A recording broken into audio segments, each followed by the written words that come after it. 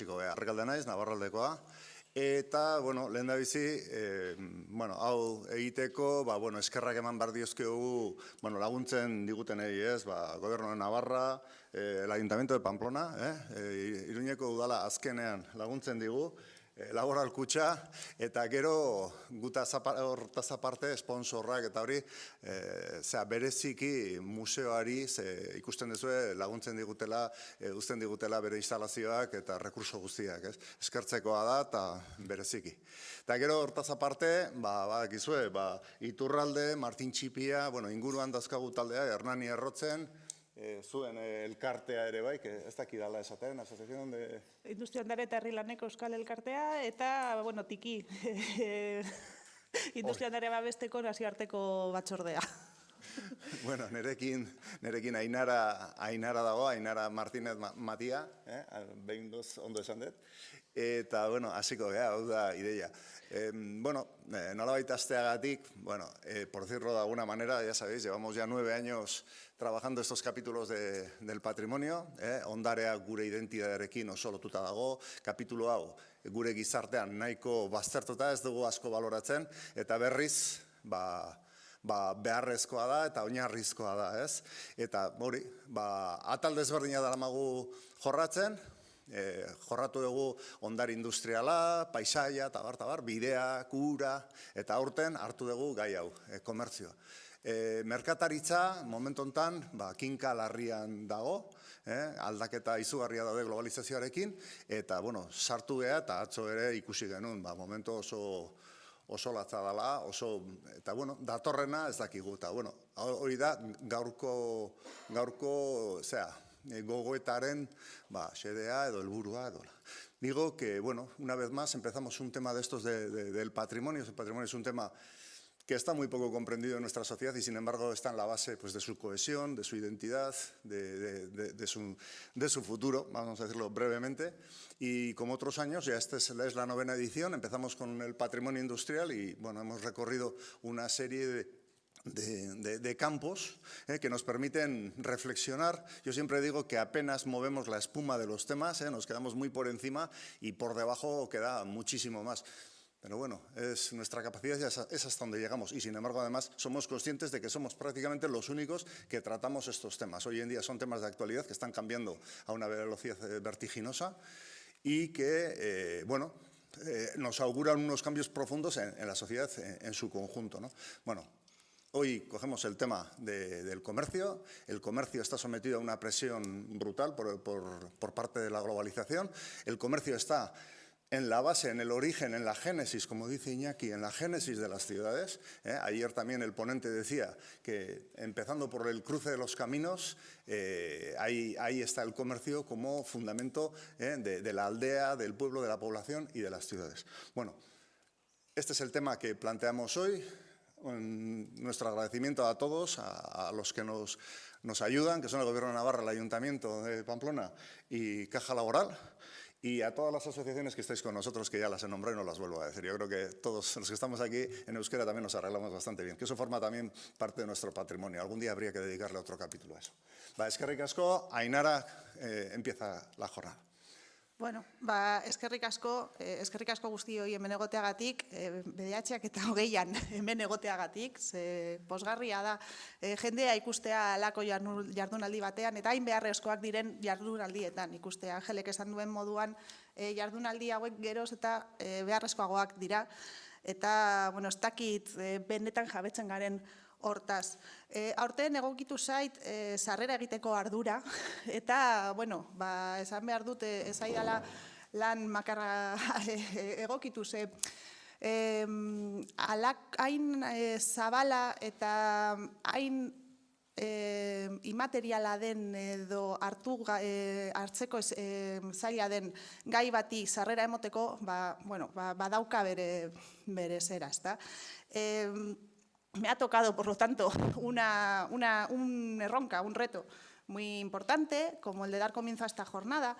Y además viendo el programa que se ha organizado y sabiendo el esfuerzo organizativo que hay detrás y la labor de tantas personas que han conseguido reunirnos hoy aquí, que eso yo creo que es el principal valor que tienen estas jornadas de Navarralde, reunirnos para sacudirnos un poco la conciencia y hacernos reflexionar sobre temas que están en nuestra cotidianeidad, pero sobre los que no solemos tener la oportunidad de detenernos a pensar, pues quería plantear 3 cuestiones de una manera abierta, puesto que precisamente estamos al principio de la jornada. Son 3 cuestiones que van a estar a lo largo de todas las ponencias, a lo largo de los debates, a lo largo de las reflexiones. Seguramente también estarán en la posjornada, en esos lugares de encuentro que hay una vez que se termina esto, una vez que hemos sacudido la espuma, ¿no? y podemos entrar a profundizar de una manera, por un lado, más informal, pero por otras muchas veces más enriquecedora. Y que, bueno, pues que dejo ahí y que para quien plantee las conclusiones de la jornada creo que pueden ser también 3 líneas que habría que abordar una vez que hayamos reflexionado sobre esto. La primera tiene que ver con lo que Ángel ha comentado del patrimonio y su unión con la identidad. Y cuando estamos hablando del comercio, creo que está fuera de toda duda que Euskal Herria es un país comercial. Quizás la imagen o el relato que se impone es más el de un país industrioso, un país industrial, con los matices que tienen ambas denominaciones, pero evidentemente esa capacidad de ser industrioso, esa industria sin comercio, no tendría ninguna repercusión. Es decir, una actividad económica productiva o extractiva, si no tiene aparejada una actividad comercial, se queda en la economía doméstica. Y ya sabemos, la economía doméstica, la poca repercusión que ha tenido a los efectos de eso que hoy en día consideramos patrimonio. Cada vez se reivindican más esos patrimonios hasta ahora considerados menores, pero si estamos pensando en el patrimonio que se tiene en la cabeza, estamos hablando siempre de elementos que han tenido una repercusión global. No en vano estas jornadas siempre tienen mucho que ver con la globalización. Y sin el comercio, ese carácter industrioso, esa industria, no habrían ido a ningún sitio. Por lo tanto, está fuera de toda duda esa identidad comercial. Pero no tengo tan claro si se reivindica, si se trabaja y si el patrimonio material e inmaterial asociado a ese comercio tiene el impacto que debería en nuestra sociedad. Por eso creo que esta jornada es tan importante y tan relevante, porque es un aspecto que a veces igual, quizás por darse por supuesto, no se ha trabajado lo suficiente. Y esto lo uno con una duda, que creo que es la clave, la segunda cuestión abierta que planteo, que es la de si el comercio es patrimonio. Parecería que sí, ¿no? Estamos aquí organizando estas jornadas. ¿De qué viene Ainara a primera hora de la mañana a plantear eso? Pero realmente tengo la duda y realmente la dejo aquí y espero al final de la jornada y a la posjornada para poder empezar a resolverla. Y explico por qué. Evidentemente, el comercio ha generado patrimonio. La actividad comercial ha generado patrimonio. Y sobre todo si pensamos en el patrimonio más tradicional, en ese que llamamos histórico-artístico, monumental, ha estado indisolublemente unido a la riqueza que muchas veces se ha generado a través del comercio. Sobre todo a partir de la Edad Media, las élites comerciales burguesas han sido las que, gracias a las riquezas extraídas de esas actividades comerciales, han promovido construcciones, obras de arte, etcétera. Evidentemente también el comercio ha tenido un impacto en el paisaje a través de las rutas comerciales, ha sido también un elemento de intercambio, no solo de bienes, sino también de conocimientos, de saberes, de ideas, y por lo tanto ha generado muchísimo patrimonio material e inmaterial en torno a ello. Ya la vista está en el programa. Incluso patrimonios que, como decía, hasta hace nada se han considerado menores. Se va a hablar del contrabando, se va a hablar del comercio en las plazas, del comercio más informal, del que no ha estado tan reglado, del que tiene que ver con la economía de supervivencia. Por lo tanto, sí, ha generado patrimonio. ¿Pero es el comercio en sí mismo patrimonio? ¿O es un elemento, una actividad que ha generado a su alrededor elementos que ahora consideramos patrimoniales? Creo que esa es una clave sobre la que tenemos que reflexionar y creo también que ese es otro de los valores que tiene esta jornada. Porque a veces igual las conclusiones son negativas, es decir, vale, el comercio en sí mismo, no estoy adelantando nada, solo digo que es una posibilidad. El comercio en sí mismo no es patrimonio, pero sí que lo es todo lo que ha generado alrededor y es ahí donde tenemos que poner el foco. No vaya a ser que estemos cerrando el tiro y estemos tratando de proteger, fomentar y bueno, pues, darle una carta de naturaleza a algo que no necesariamente lo requiere. Y por último, tercera cuestión abierta que quería plantear, es qué valor tiene, diré, el patrimonio comercial, para dejar la segunda cuestión abierta y no adelantar la conclusión a la que espero lleguemos a lo largo de las siguientes horas. ¿Qué valor tiene el patrimonio comercial para la sociedad vasca, vasco-navarra, como quieran ustedes decirlo, de Euskal Herria actual y futura, ¿no? El nombre de estas jornadas es el comercio patrimonio vivo, pero en todos los textos generados alrededor de ella, incluso la presentación que ha hecho Ángel, la que estoy haciendo yo misma, es un patrimonio casi agonizante, vivo pero agonizante, y eso es algo en lo que tenemos que poner el foco. La sociedad actual está viviendo una serie de cambios brutales que afectan también al comercio. Tiene que ver, perdón que he cerrado la imagen, miren, lo siento, tiene que ver con la terciarización de la economía, tiene que ver con la digitalización, tiene que ver con los cambios de hábitos de consumo, tiene que ver con el comercio digital, tiene que ver con esa mal llamada economía colaborativa, que al final se convierte en una explotación que ha estado muy unida al comercio, también la explotación, y es un tema que no se trata, por ejemplo, todo lo que tiene, no, sé que no llegamos a todo, pero hay que decirlo también, ¿no? La explotación de seres humanos a través del comercio, a todos nos puede venir a la cabeza la esclavitud, la prostitución, ¿no? Entonces, bueno, son elementos incómodos que también habría que tratar. Entonces, esas transformaciones que está teniendo la sociedad actual están generando, y eso sí que es cierto, una sensación de pérdida. Y ahí hago un paralelismo con el patrimonio industrial, que es quizás el ámbito del que yo vengo y con el que más me identifico. El patrimonio industrial comenzó a ser reivindicado cuando una parte de la sociedad tuvo sensación de pérdida de una forma de vida.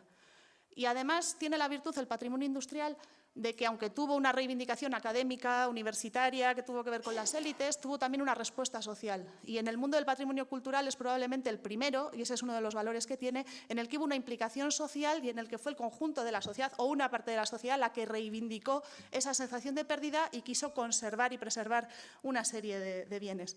Con el comercio, con el patrimonio comercial, estamos en esa primera fase.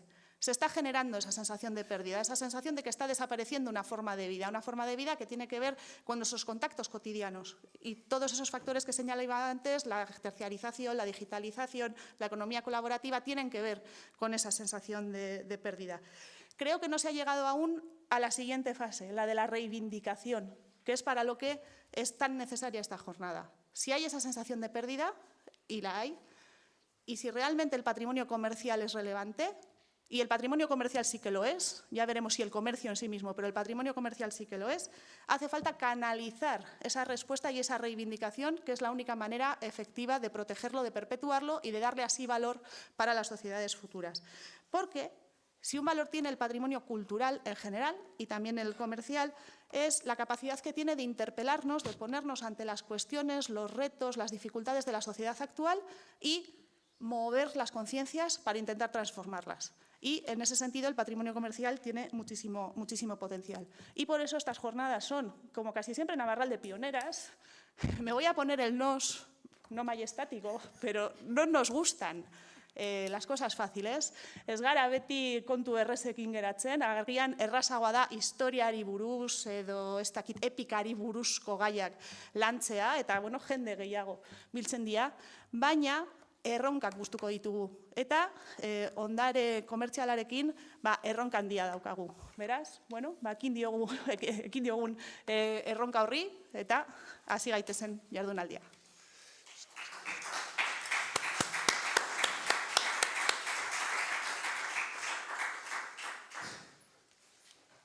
Orain, Iñaki.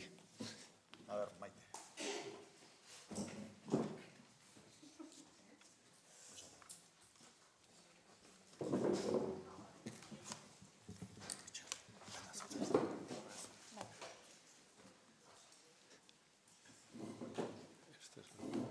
Esta es la mía, esta ya. ¿Este es el genérico o es el mío? Este es el genérico. Pues pasa ya.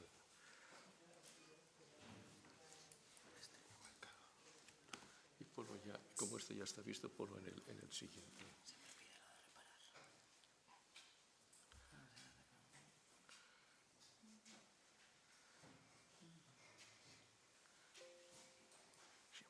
Siempre dice lo mismo. El amarillo en este. La pantalla completa sin cuadros.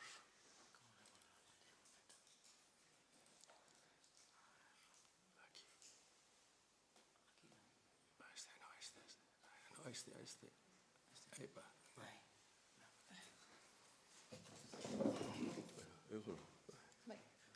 Vale. El arquitecto Iñaki Uriarte va a empezar con la jornada hablando sobre el comercio en la génesis de la ciudad. Bai. Egun on guztiori, eskerrik asko eta etortzeagatik. Agrada siempre venir en esta novena edición en torno al patrimonio y ver también personas conocidas y que con el paso de los años pues hemos ido profundizando en más relación. Este tipo de patrimonio que hoy se alude es algo diferente, es un patrimonio muy social, muy distinto de los otros que han sido más especializados, industrial, paisajístico, etc. Y este nos atañe y nos implica a todos. El mercado en la génesis de la ciudad, también podríamos haberlo llamado en el fundamento de la ciudad y otras muchas palabras parecidas, porque es una actividad que está presente en todas las culturas y civilizaciones. El texto es largo y completo. El otro día apareció, por gentileza de Ángel Recalde, en el Diario de Noticias, un extracto para hacer un poco de aperitivo de esta sesión. Pero voy a entresacar algunos párrafos y de todas maneras pues completo estará a disposición si se hace luego un libro o cualquier cosa o alguna publicación. Antes de empezar con las imágenes, quisiera leer un pequeño texto. El mercado, como sede principal del comercio, es uno de los acontecimientos y sitios que contribuyeron desde remotas épocas en la consolidación del carácter singular de las villas, donde la plaza, especialmente, alcanza su sentido social como lugar público. Incluso la propia palabra plaza es reconocida como sinónimo de mercado. Su celebración mercantil se convierte en un acto popular de diversidad y universalidad, de relación y riqueza, de intercambio, palabra y trato. Manifestación de una identidad local expresada en la espontaneidad de la compra y la venta, en la lengua propia del país, con toda la riqueza de matices según la procedencia de los vendedores, la particular denominación de los productos, con los modos y formas peculiares en las maneras de medidas y pesos. Se percibe el curso del año, se exponen los productos de temporada de la agricultura, las plantaciones o la pesca. En definitiva, su variedad y riqueza convierten al mercado en la universidad de la naturaleza. Estas reflexiones las he ido cogiendo con el paso del tiempo cuando acudí, medio invitado, a la reinauguración del mercado de Bayona en 1994. Y una vez en un viaje en Torino, aquello era un caos, era la Torre de Babel de matices, de expresiones, la gente del sur que traía de Sicilia y de por ahí que traía unas mercancías. Y allí veías que una manzana casi se denominaba de formas muy diversas, ¿no? Entonces, eso me fue enriqueciendo. Son materiales, experiencias y memorias que se han ido acumulando hasta que el lema de este año pues me excitó tanto que no tuve más remedio que volcarme en ello, ¿no? Y por eso he venido hoy aquí. Bien. Hay que dar siempre pauta o pie a las imágenes. A mí me parece, siempre me refugio inicialmente en la pintura. Los pintores a lo largo de la historia se han metido en todas las fases, en la industria, en el deporte, en el comercio, y me produce momentos estéticamente sublimes incluso, ¿no? Y apetece exponerlos porque tampoco no suelen ser muy conocidos. Entonces, pues hoy en día no hace falta o te diriges a un museo o los pillas en internet, y entonces esta divinidad del comercio, Mercurio, el dios del comercio, pues me da pie a este inicio. La actividad de comercio ha sido consustancial a la historia. Aquí lo vemos en un momento del siglo XV con este trepicheo de mercancías, reflejando pues un espacio gótico probablemente con todas estas indumentarias y que ya vemos cómo era una actividad de relevancia. Pero también Jesucristo desató su ira contra los comerciantes que estaban allí en el templo, le estaban incomodando su discurso religioso, ¿no? La cacciata del cambiavalute es la expulsión de las gentes que se dedicaban al cambio, ¿no? Estos son transmisiones del año 1305 de lecturas, de párrafos o de secuencias de las Sagradas Escrituras. Y aquí ya la vemos ya de una manera furiosa, incluso la mujer la que está a la derecha está intentando salvar la recaudación, ahí lleva la bolsa con el dinero, este elemento se ha caído con todas las monedas, o sea, es brutal aquí la caza que ha hecho Jesús o Jesucristo de todos estos elementos.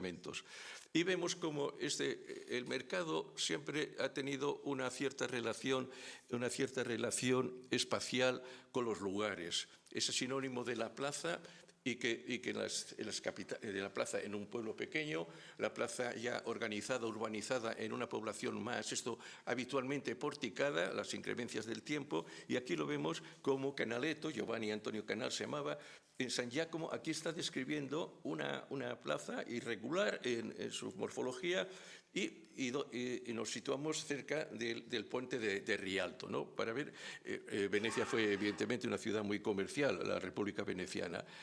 Y todo esto viene también, esta imagen casi podría enlazarse con la del año pasado, que era los caminos, en este caso el camino de la seda, la ruta de la seda, todos esos itinerarios y variaciones que tiene, ¿no? Como el Camino de Santiago, que tiene ramales por el norte, por el sur, por el este y por mar también. Y también en este ámbito del mercado y las rutas, podríamos acudir a otras muchas, la ruta del contrabando, la ruta de esto, ¿no? Pero esto no tiene límites. Pero es interesante esta trayectoria de esta comunicación, como el mercado, que la actividad del mercado como la difusión. Cuando pensamos que las especias fueron una mercancía tan importante, y hoy en día es casi insignificante, ¿no? En esto. Y todo esto originó, este mundo que provenía de India, provenía de China, origina también en el mundo musical a Kettlebell una melodía que en otras condiciones, si tuviera más tiempo, me gustaría aquí lanzar un párrafo, ¿no? Ese mundo tan interesante, traducido, pasado al ámbito musical. Y aquí vamos viendo una de las condiciones. Quizá en algún momento parece que voy para atrás para atrás más bien. Las villas como elemento fundamental, amuralladas, donde se establece una actividad comercial, situadas también por temas estratégicos, como decía ayer Josep, en los cruces de caminos, en puntos estratégicos por razones diversas, o cerca de los puertos, que a veces nos olvidamos que el puerto también tiene una influencia en los mercados. Estas villas que estaban protegidas y que habitualmente el mercado se establecía en las afueras, por razones en las que no tenían murallas, pues en algún rincón que pudiera ser propicio para ello. Y en el mercado, y estas villas tienen un momento fundacional, cuando se otorga la Carta Puebla, que le da la condición legal de villa y que están basadas en los fueros. En este caso pongo este facsímil de la Carta Puebla de Bilbao, concedido el 15 de junio de 1300 bajo el fuero de Logroño. Y en esa carta figura, aquí es imposible para mí verlo, la concesión de mercado. De mercado, que suele ser un día a la semana, y en algunos casos incluso la de feria, que es un acontecimiento anual. Quería haber acudido a Medina del Campo, que es una referencia en España de las actividades comerciales, pero esto se prolongaba demasiado. Entonces, vamos a ver el mercado en su localización más habitual, en la plaza. En esa similitud. Y acudimos a una población que el rey navarro Sancho el Fuerte concede el fuero en 1195 y luego Felipe IV, uno es rey navarro, el otro rey español, la feria anual de 1630. Y Urroz es uno de los lugares más interesantes. Tengo una especial una especial devoción por este pueblo, ya que hubo un alcalde muy sensible que celebramos allí el centenario del frontón. El frontón ha figurado en la plaza como un elemento añadido, aparentemente como fuera de escala, pero con toda la lógica del concepto de la plaza frontón. Aquí, hacia los años 1970, el ayuntamiento no ha podido precisar más cuándo fue, se celebraba este mercado. Aquí lo vemos, esta agitación de camiones, carros y vehículos de todo tipo y tractores. Y a la vez, ahí había una conjunción, había actividad de mercado y había partidos de pelota, espontáneos o lo que sea. Esta plaza para mí es de las que mejor representarían ese concepto, ¿no? La plaza es de 1913. Bien, y hoy vemos como la plaza de Urroz, esta es una versión antes de la reforma que se hizo en los años 90, una población que se extiende, quizá en su tiempo tuvo una muralla. Y por sus características incluso permite estos concursos de perros de pastor en esa reiteración de ese mundo dedicado al sector primario. Otro sería Guernica, con sus famosos lunes de mercado. En esta fotografía, cedida también por el archivo de Guernica, que sitúan hacia 1931, con los puestos al aire libre, las personas que habían venido a ser ritarras ahí extendidas, y luego como el mercado fue objeto este es el primer episodio de terrorismo, del cual muchas veces nos olvidamos. Esto es terrorismo civil, el que hicieron los sublevados aquel 26 de abril bombardeando Guernica. Digo porque la palabra terrorismo ahora se aplica para todo, ¿no? Yo también lo digo terrorismo cultural, que practican muchas instituciones, por lo tanto. Y vemos esta crueldad de acudir al mercado a masacrar. Pero esto, desgraciadamente, está ocurriendo también en la guerra de Rusia y Ucrania, o en el momento defensivo, bombardeando un mercado donde se sabe que hay una concentración grande de personas. Y esto es terrible, esta perversidad ya que hay en esto.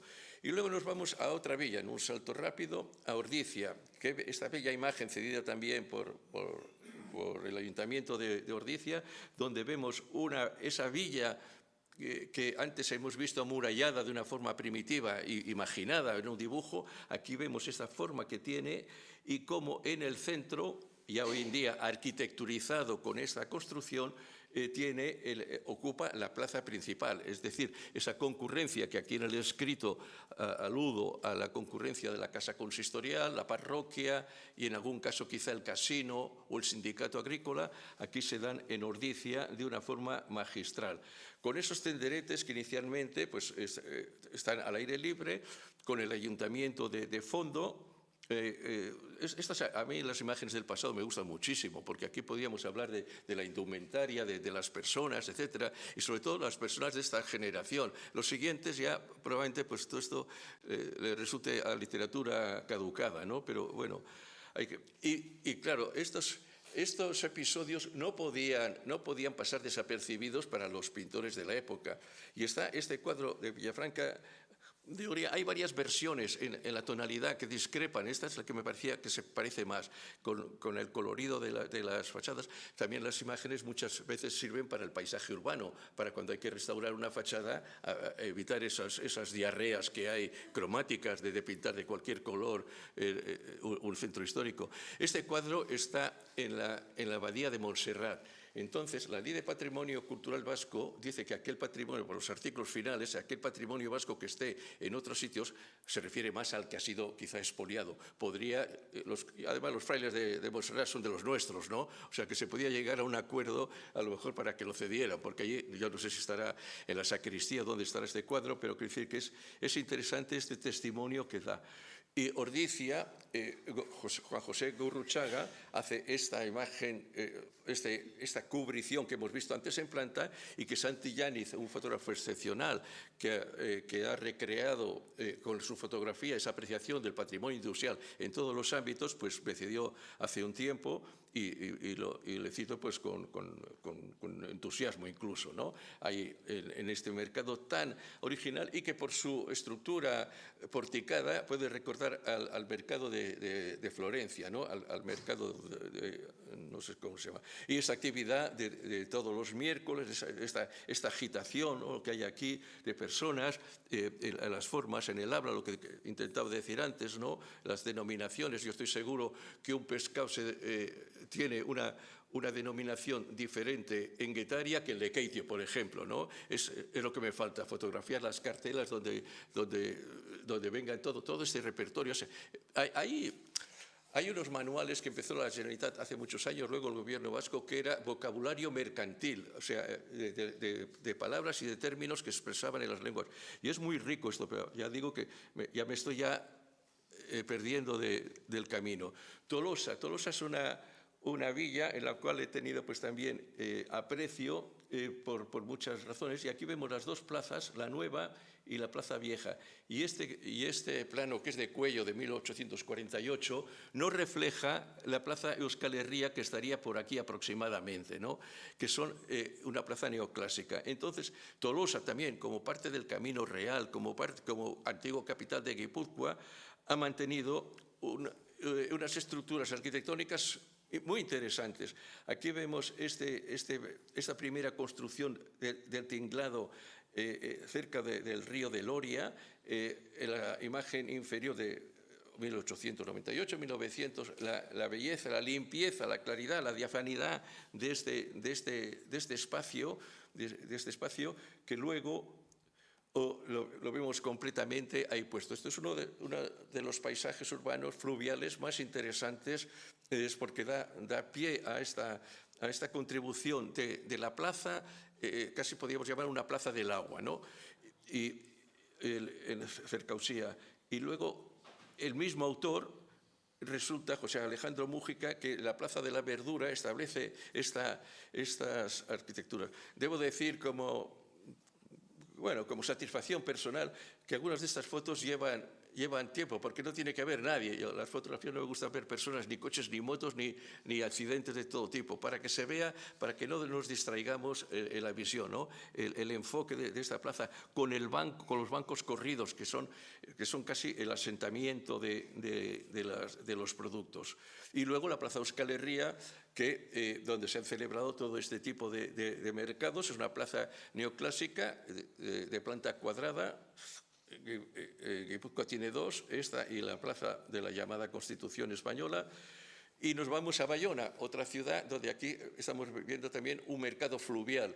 Este sería, en este grabado de Ennebut, el espacio aquí primero hablamos del espacio, donde esto es en el Errobi, en el río, y donde se construye este modelo hacia 1860, este modelo de arquitectura tradicional, del hierro, del cristal, siempre con un elemento central de pórtico, dos naves alargadas en los costados, hasta el año 1945, en que decae este mercado. Bien, ¿qué ocurre?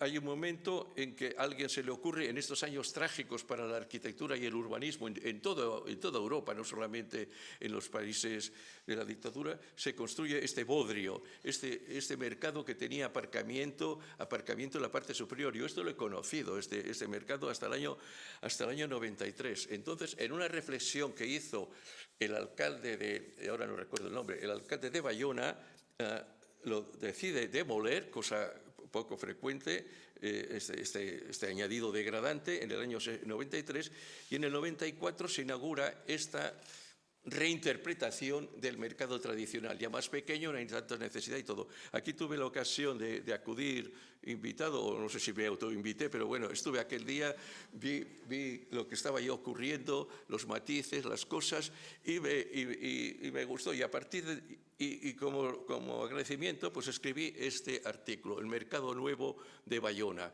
El mercado es un foco de cultura, una facultad y una escuela de la naturaleza. Una persona, un padre, una madre que vaya con unas criaturas, puede intuir, la criatura se va tiene una inmersión de que sabe en qué época del año está, según las producciones. Ahora es la época de las manzanas, es la época de la merluza, ahora viene de la sardina, del chicharro, las denominaciones, todos esos matices. Y es una universidad de la naturaleza, podemos ver la evolución, sobre todo cuando los mercados se han nutrido de producción propia, no de importaciones congeladas que han distorsionado esa percepción. Es una de las visitas que habitualmente hacemos cuando vamos a otra ciudad, ¿no? El mercado y también ese entorno que tiene alrededor, incluso de tabernas, de bares, etcétera. Nos vamos al caso de Donostia, donde también en esa interpretación más moderada, podríamos decir, de la arquitectura del hierro, estaba este mercado de San Martín, que se derribó hace unos cuantos años. No presento la imagen actual porque produce escalofríos, ¿no? Y nos vamos también a Gasteiz, donde también hubo otro mercado, ya no tanto la arquitectura del hierro, por alguna razón, y esto se derribó recientemente, el 75, y el espacio, este es donde está ahora la Plaza de los Fueros, está el frontón aquel y la escultura de Eduardo Chillida, ¿no? Se derribó, son años terribles, los 60, 70, un desprecio a todas las persistencias. Y queda este singular mercado de Orio, que me extraña porque aquí en la cúspide de la cumbrera tiene algo que parece que es una lira. Y yo esta imagen la he utilizado a veces para los kioscos de la música, ¿no? Pero es un elemento pues, que me ha parecido singular esto.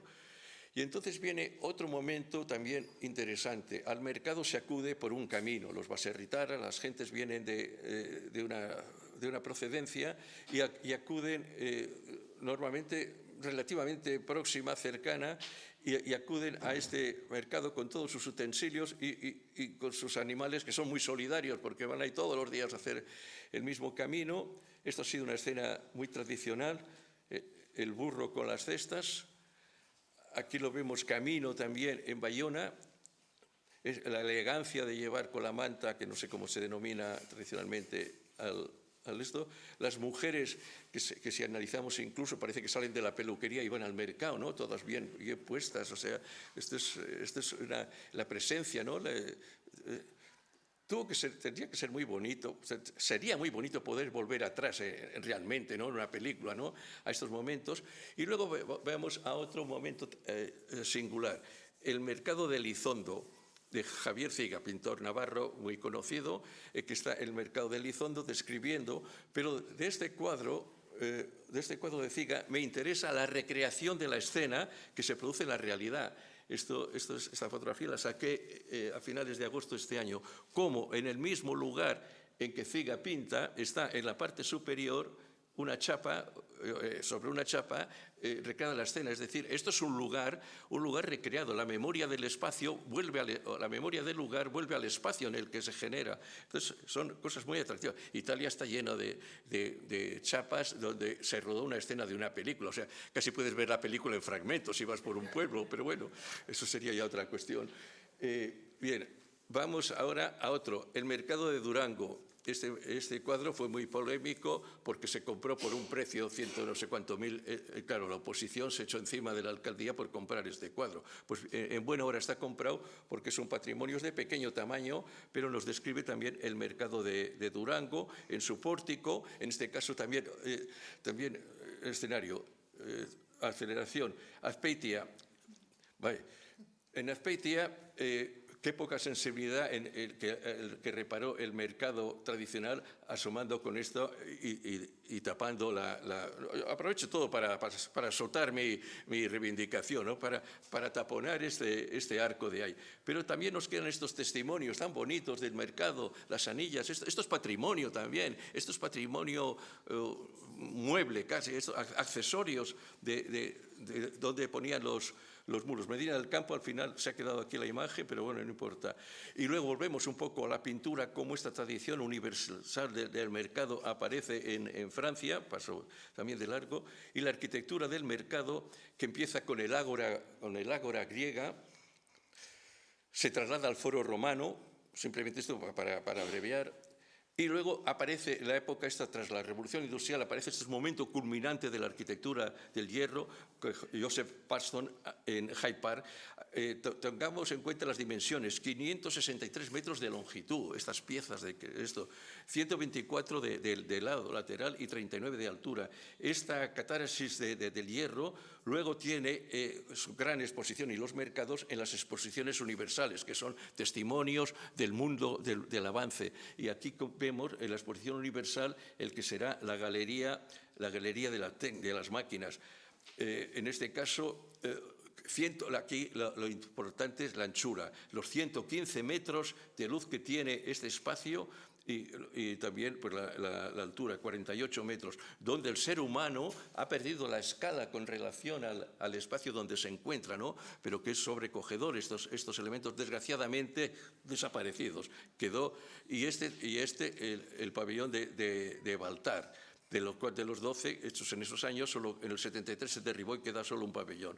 Y volvemos a la pintura, como esta agitación social en torno al mercado de París, a las Halles, lo vemos en una escena que podría, salvo la indumentaria, transponerse a nuestro ámbito. En Barcelona tenemos algo parecido cuando aquí el Born se convierte también en una apoteosis de la arquitectura del hierro, en este espacio que sabiamente, como todos los mercados de Barcelona de la arquitectura del hierro, que son muy potentes, se ha excavado la parte de los cimientos, se ha mantenido la estructura y se han hecho o bien supermercado en la parte inferior para que convivan, o estos restos arqueológicos que se han convertido en un museo. Y ya me acerco a Bilbao, donde en esta plaza, en este lugar, allí donde el límite de la navegabilidad que venía de la mar y acababa aquí en este puente, esta se convierte en unos tinglos primarios que luego se van poco a poco consolidando y se forma ya también esta arquitectura del hierro, con esta también ambiente, arquitecturas preciosas que hoy día lamentamos que se hayan perdido, y vemos estas escenas donde las mujeres acudían, esto es lo contrario de lo de ayer de Internet, aquí se acudía a comprar las sardinas al muelle, ¿no? Yo ayer hice lo mismo, compré vino en Cirauqui para venir aquí, aprovechar el viaje, ¿no? Pues bueno, ya es viajar a la inversa de la mercancía y el comprante, y vemos pues, toda esta actividad. El mercado ahora se ha convertido en un gastrobar donde van allí todas las legiones que llegan de consumidores, y la tienda, y vaya acabando aquí. Es importante también estos matices pequeños que quedan, esta memoria que quedan en las paredes. Esto está falla, aquí nos está explicando algo. Los rótulos, la iconografía comercial en Vergara, este rótulo precioso que afortunadamente se conserva, o estos elementos añadidos, esta iconografía comercial también del bacalao que está en una tienda en Bilbao, y este paisaje interior que tiene, la próxima imagen irá comparada con un interior de Amazon, aquellos sitios uniformes que parecen cárceles para los productos, están metidos en horizontal y en vertical, están en coordenadas la mercancía, ¿no? Pues bueno, este paisaje interior tan entrañable, este repertorio de Ponsol en Donostia, del mostrador, esta alude a los sistemas de pesas y medidas, como también sistemas la caja registradora, y luego estos que se hizo en Barcelona hace años, que se destacaron las tiendas que eran modernistas, y este libro que tengo ahí del Museo al Carrer, el Museo en la Calle, que especifica también todo este repertorio, está ahí recogido. Se hizo también otro de Comercios Donostiarras, el que lo quiera ver.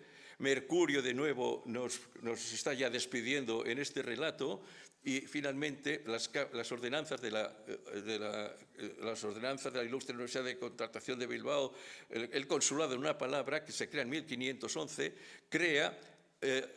cuando finaliza en 1829, se subdivide en dos instituciones. Uno es la Junta de Obras del Puerto y otro es la Cámara de Comercio, como vemos aquí en los anagramas, y vemos cómo el comercio ha traspasado ya las fronteras territoriales, estatales o nacionales, y se firma el Tratado de Roma en 1957, que dará lugar, de una forma muy resumida, al mercado común europeo. O sea, toda esa integración que ahora el mercado ya ha rebasado, en sentido genérico, evidentemente. No estamos aquí hablando de mandarinas, no estamos hablando de otras mercancías, y esto es la mejor palabra que tiene Amazones, que rima con amenaza, ¿no? Y luego, a lo que ayer también se decía, A mí el comercio online me gusta más on corner, en la esquina, la tienda de la esquina, es a la que hay que ir, a la que acudir continuamente. Y también, ¿por qué no?, este entusiasmo de esto de Lodosa, espárragos de Navarra, cojonudísimos, y de Perón, pues ¿qué más puedes pedir? Pues hay que ir allí, a Lodosa. Y hay que reivindicar, evidentemente, todo ese patrimonio comercial que está en riesgo y que aquí tenemos un claro ejemplo. Hay un documento reciente, la Declaración de Barcelona sobre la preservación y promoción de los establecimientos comerciales, con Lisboa, París y Roma, que tiene eso. Hay que distinguir entre establecimientos tradicionales e históricos. Los históricos serían aquellos que tienen un repertorio, que hemos visto, tiendas, exterior, interior, etcétera. Y los tradicionales podría ser una tienda muy modesta que esté haciendo lo mismo de hace años. Casi todos los históricos son a la vez tradicionales, pero no tienen por qué coincidir. Pero en la definición de estos elementos, esta declaración espero que algún día se tome aquí en serio y se pueda llegar a ello. Ya está. Eskerrik asko.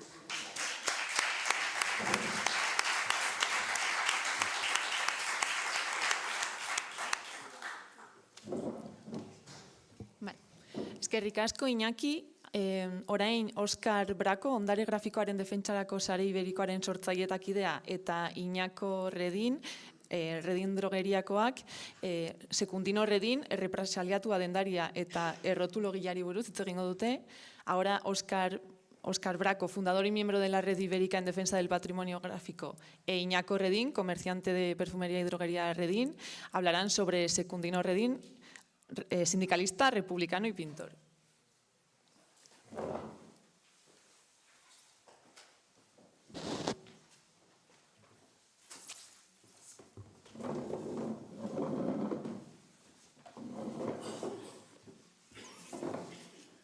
Eskerrik asko eta Oskar Brako, zuk esan bezalaxe, eta saiatuko naiz modu telegrafikoan ondare grafikoa zer den, errotulo bat zer den, eta horrekin lotua Sekundino Redin errotulogile gisa zein zen hori izango da Iñako Redinen zeregina, ez?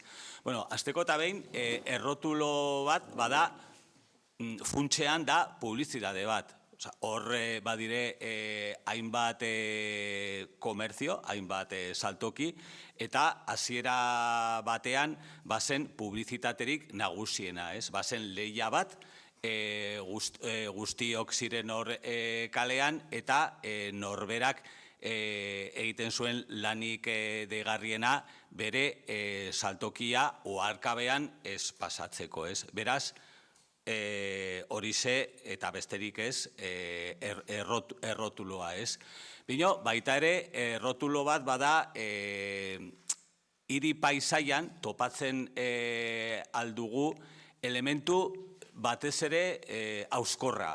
Oso auskorra da, babesgabea, eta batez ere oharkabean pasatzen dena, ez? Bada, kalean bertan dago, 3-4 metrotan, bino, normalin ez dugu ikusten, ez? Ikusten dugu, bai, batez ere desagertzen denean, ez? Desagertzen denean, ez duzu, hor bazen zerbait, ez?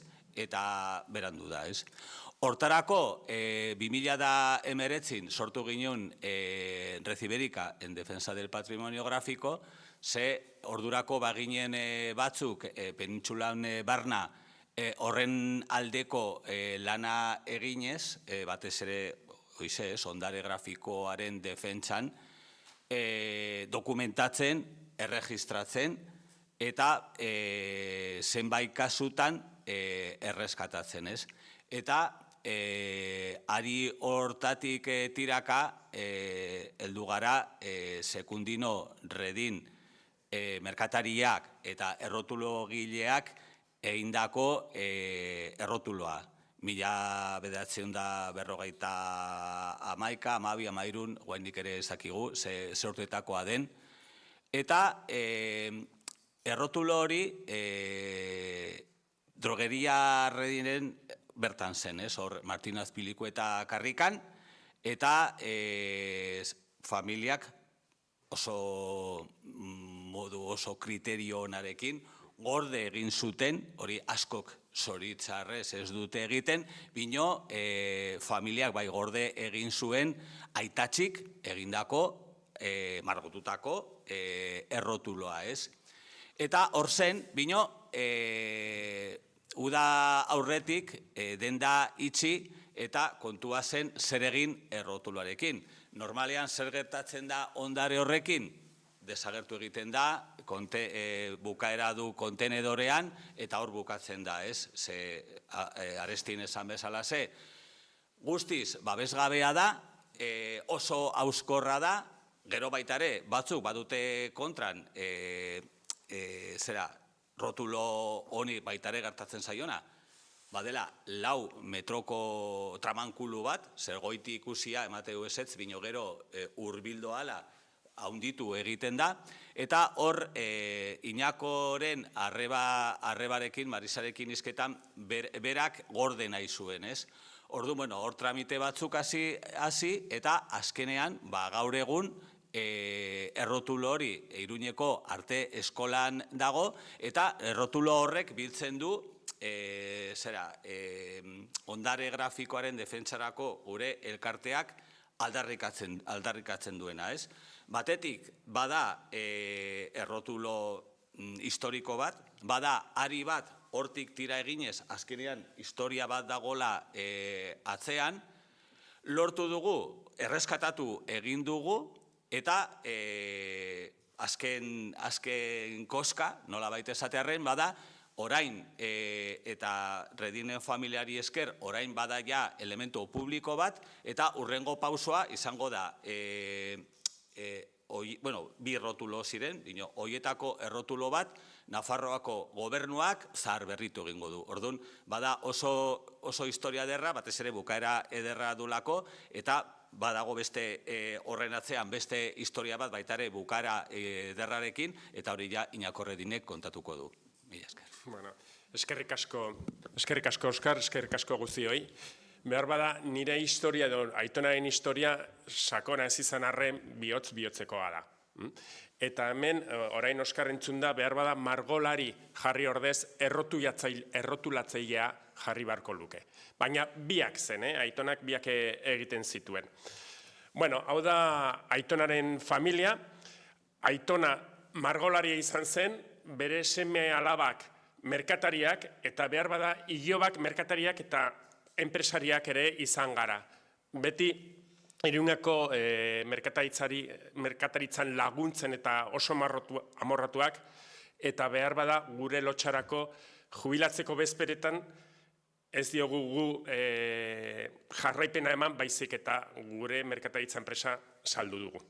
Barkazazue, baina beti bihotzez Iruñako merkataritzari lotutak egongo gara. Bueno, Aitonak utzi digun ondarea. Alako errotulo ederrak dira, eta behar bada errotulo honetan jakiten baduzue Jose Arrueren kuadroekin lotura bat dago. Historia honetan azalduko dizuet nun dagoen lotura hori. Bueno, hasi eta bat, Aitonaren historia jarriko dugu. Hor ikusten duzuen bezala, Aitonak guda bizi hemen zuen, langilea, errepublikatzailea, eta hemen hango txostenak esaten duten bezala, estaba afiliado a la UGT, donde era un elemento destacado y peligroso. Ama. Ongi hasten dugu hau. Ha sido gran propulsor de las elecciones siempre con carácter izquierdista. Eskarrik asko Aitona. Gauzak egin behar ziren bezala egin zenitun. Baina, bueno, nire Aitonaren, gizon honen pekatuak eta zeintzuk izan ziren. Bere pekatuen arteko handiena hau izan zen. Jurados mistosen batzordekidea izatea. Jurados mistos nola baiteko bihotzeko edo ontasunarako ente bat zen, ez? Alakoa. Bueno, honetan sartzen bagara historia zabala da eta laburtuko dut, ez? Hau izan zen bere pekaturik handiena. Guda hasierakoa, Aitona hor zuzenduta zegoen, eta zer egin zuen Aitona? Bueno, Aitonaren Aitonaren aitak bere lanean ezkutatu zuen. Nun egiten zuen lana bere aitak? Arte eskolan. Oskar esan du, errotula handi hori, arte eskolan bukatu duela, eta begira nun hasten den historia.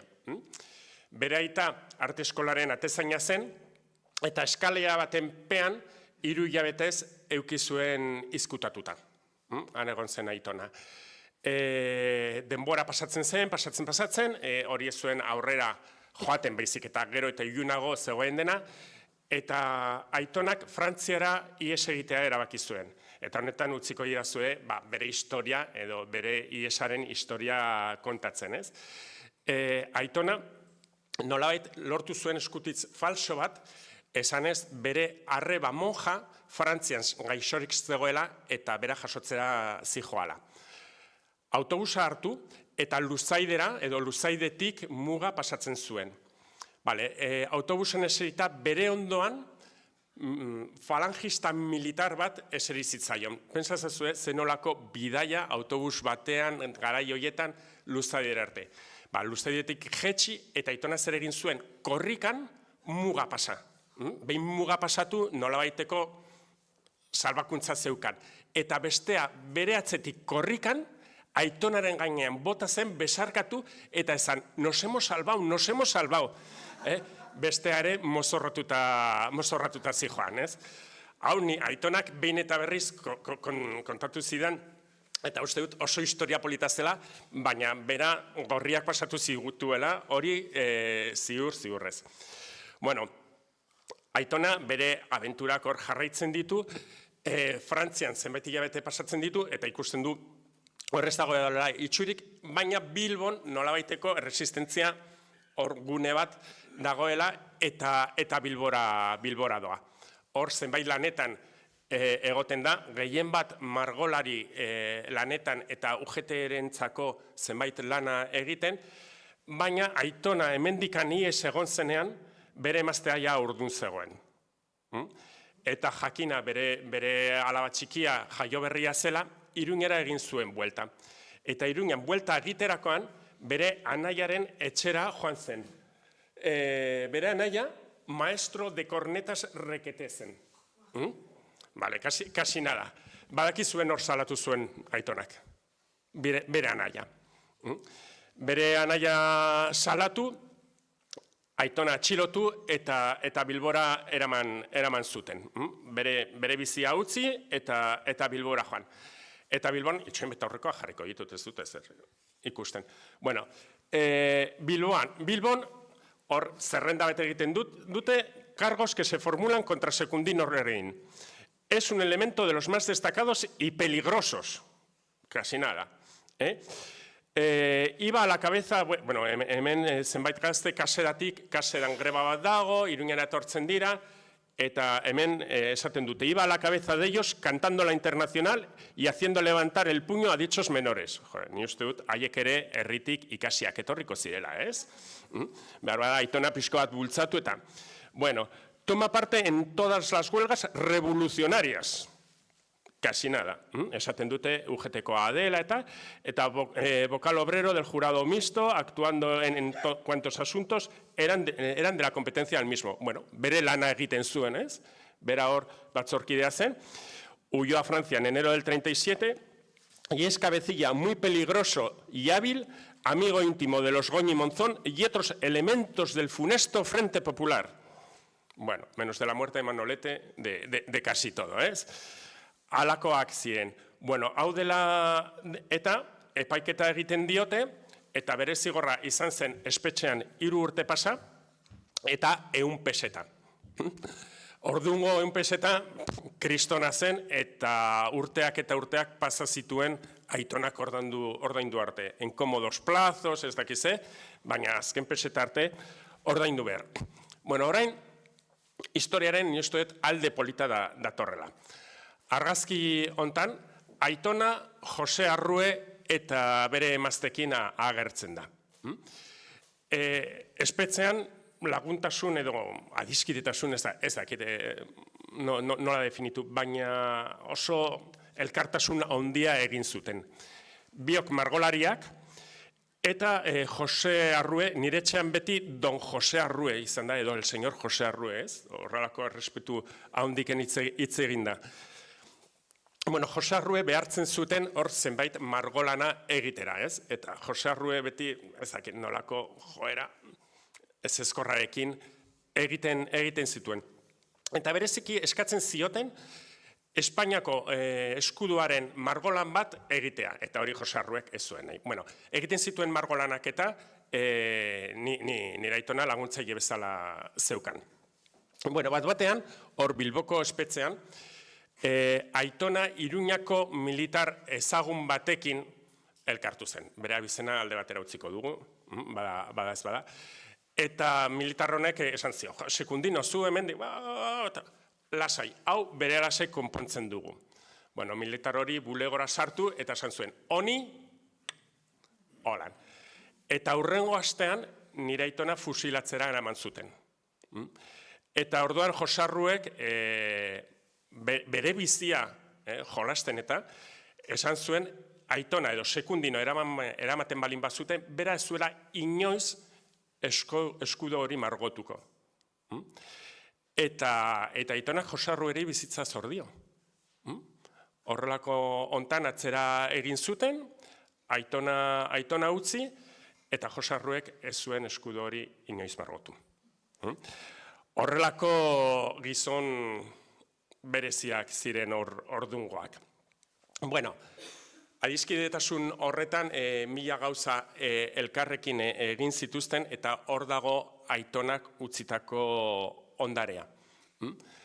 Adibidez, halako egutegiak izaten zuten, eta hor, bueno, Clemente Redin, Clemente nire aita zen, ere drogeria bat eukizuena edo margodenda bat eukizuena, eta beti Arrueren margoekin joaten ziren. Halako pila batez, baina zenbait etxean ditugu, hauek guretzako gordetzen ditugu, Oskar. Bai. Bueno, eta hau da, Oskar esaten zuen errotulo handia. Aitonak denda itxi zuenean, ni izabari eskatu nien haizu, hori nolabait gorde behar dugu, kriston bitxikeria da. Eta gure drogeriara eraman genuen, hor goiko aldean jarrita geneukan, zu esan duzu 4 metro eta erdi direla uste dut, ez? Eta hau eskuz aitonaren gatik egina dago. Zorionez, orain erretulo hori arte eta goi maila eskolan dago, justo eta bereziki aitona izkutatua egon zen lekuan, eta horrela historia biribiltzen da, eta eskerrez horrelako ondarea oraindikan gordetzeko modua lortu dugu. Hau da aitonaren historia bitxia.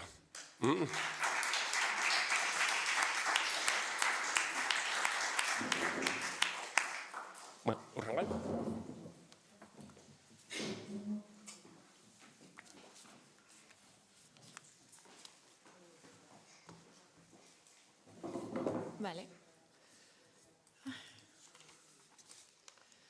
Bale, eskerrik asko. Eta orain, urrengoa Nafarroako Unibertsitate Publikoko katedraduna den Jose Antonio Perales izango da.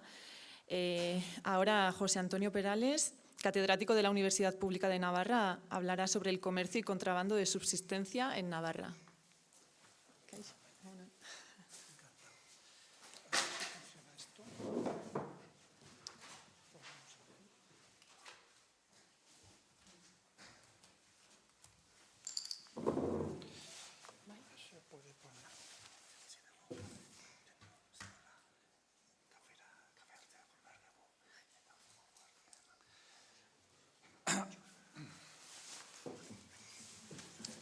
No sé si carga el PowerPoint. He metido aquí, pero...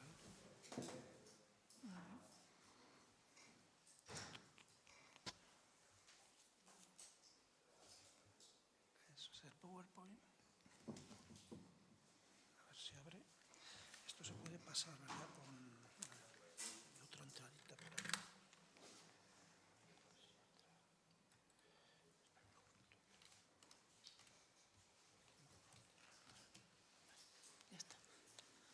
Si no lo paso, no.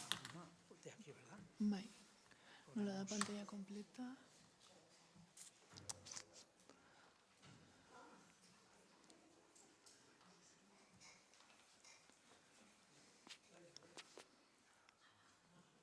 ¿No?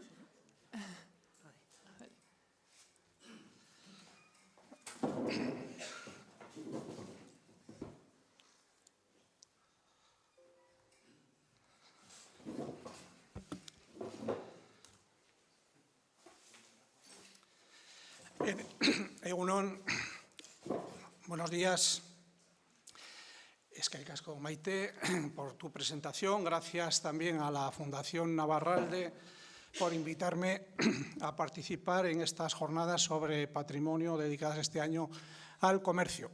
Antes de nada, quería aclarar que no soy catedrático, como figura en el programa por error, sino un simple profesor, doctor y profesor de antropología en la Universidad Pública de Navarra. Lo que voy a contar aquí está relacionado con este libro que publiqué en 2004 y que, como veis, lleva por título Fronteras y contrabando en el Pirineo Occidental. En realidad es una adaptación de la tesis doctoral que leí en la Autónoma de Madrid hace ya 2 décadas. Posteriormente, he seguido interesado, investigando sobre este tema y algo publicaré próximamente. Hoy vengo a hablar aquí sobre la cara oculta del comercio, que no es ni más ni menos que el contrabando. La palabra contrabando, en una de sus acepciones principales, es sinónimo de comercio ilegal. Y es precisamente el énfasis en la palabra ilegal lo que hay que hacer, puesto que es la que marca la diferencia entre comercio propiamente dicho y contrabando. Bueno, pues este es el título de mi ponencia, Comercio y contrabando de subsistencia en Navarra. Suele decirse que el contrabando es el oficio más antiguo del mundo, el segundo oficio más antiguo del mundo. Y como corresponde a una palabra tan antigua, pues ha ido acumulando significados y matices muy diversos. Si vamos a la etimología del término, veremos que el contrabando nos remite al comercio, en cierto modo. Es un comercio realizado contra la ley, contra el bando, es decir, contra la ley pregonada. Sin embargo, en estricto sensu, el contrabando alude a la transgresión de la frontera. Es decir, actualmente se entiende por contrabando saltarse los controles establecidos en la frontera, ya sea para no pagar los aranceles aduaneros o también para evitar controles que impiden el paso de las personas o también de mercancías monopolizadas o prohibidas. En la posguerra civil española se empleaba también como sinónimo de contrabando la palabra extraperlo. Pero este término, más que referirse al paso ilegal de la frontera, aludía más bien al mercado negro, es decir, al comercio interior de los productos sujetos a tasa, ¿no? A diferencia del contrabando propiamente dicho, ese de cruzar la frontera, que era cosa de hombres por lo general, del extraperlo se ocupaban mayoritariamente, no siempre, las mujeres.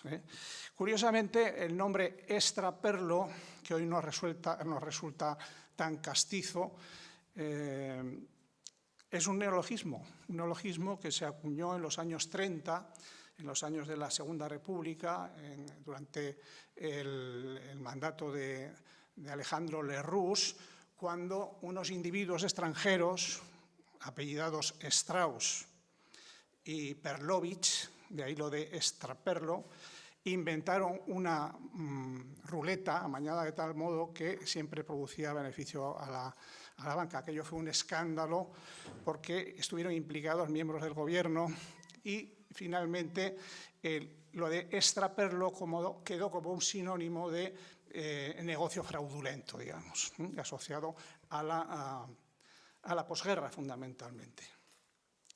Bueno, pues para hablar de este tema, comercio de frontera y contrabando de subsistencia, hay que remontarse necesariamente, como decía, a la posguerra civil española, que es cuando se produce el boom del contrabando en el Pirineo navarro. Prácticamente todos los pueblos y valles del Pirineo, desde Hondarribia hasta el Valle de Roncal, Salazar, etcétera, estuvieron insertos en las redes del contrabando. Sin embargo, hay unos antecedentes que resultan bastante interesantes en relación con el tema que nos ocupa, que es el tema del comercio antiguo, el comercio tradicional y del contrabando, lo cual me da pie a entrar en este segundo apartado de la tradición comercial y contrabandística de Navarra.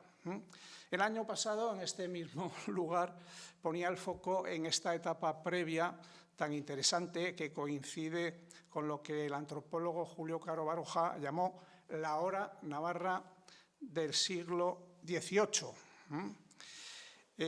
Fue entonces cuando varios personajes de nuestra tierra, entre ellos Juan de Goyeneche, ocuparon varios puestos de responsabilidad en la corte borbónica, primero de Carlos II y después de Felipe V. Pues bien, este Juan de Goyeneche y su entorno familiar empezaron a acumular capital gracias a la administración de la aduana de Amaiur, en Baztán, por donde canalizaban a partir del siglo XVIII la salida de la lana hacia Francia. Es verdad que posteriormente los familiares de Goyeneche hicieron también negocios en América y allí acumularon parte de su fortuna, con la que respaldaron a los gobiernos borbónicos, pero empezaron con el negocio de la frontera.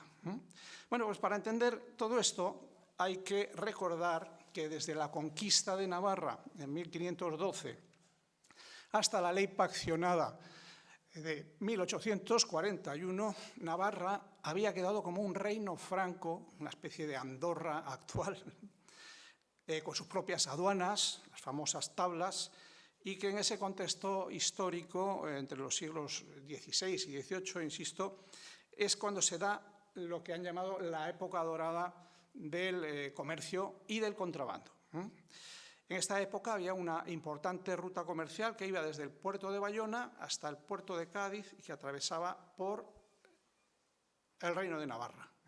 Entonces, en Navarra todos eran comerciantes y contrabandistas, muchos de ellos dedicados a la arriería.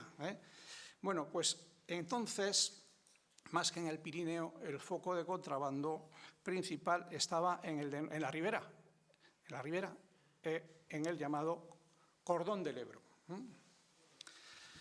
Escribe Ramón del Río, historiador, en su libro sobre las últimas cortes del Reino de Navarra.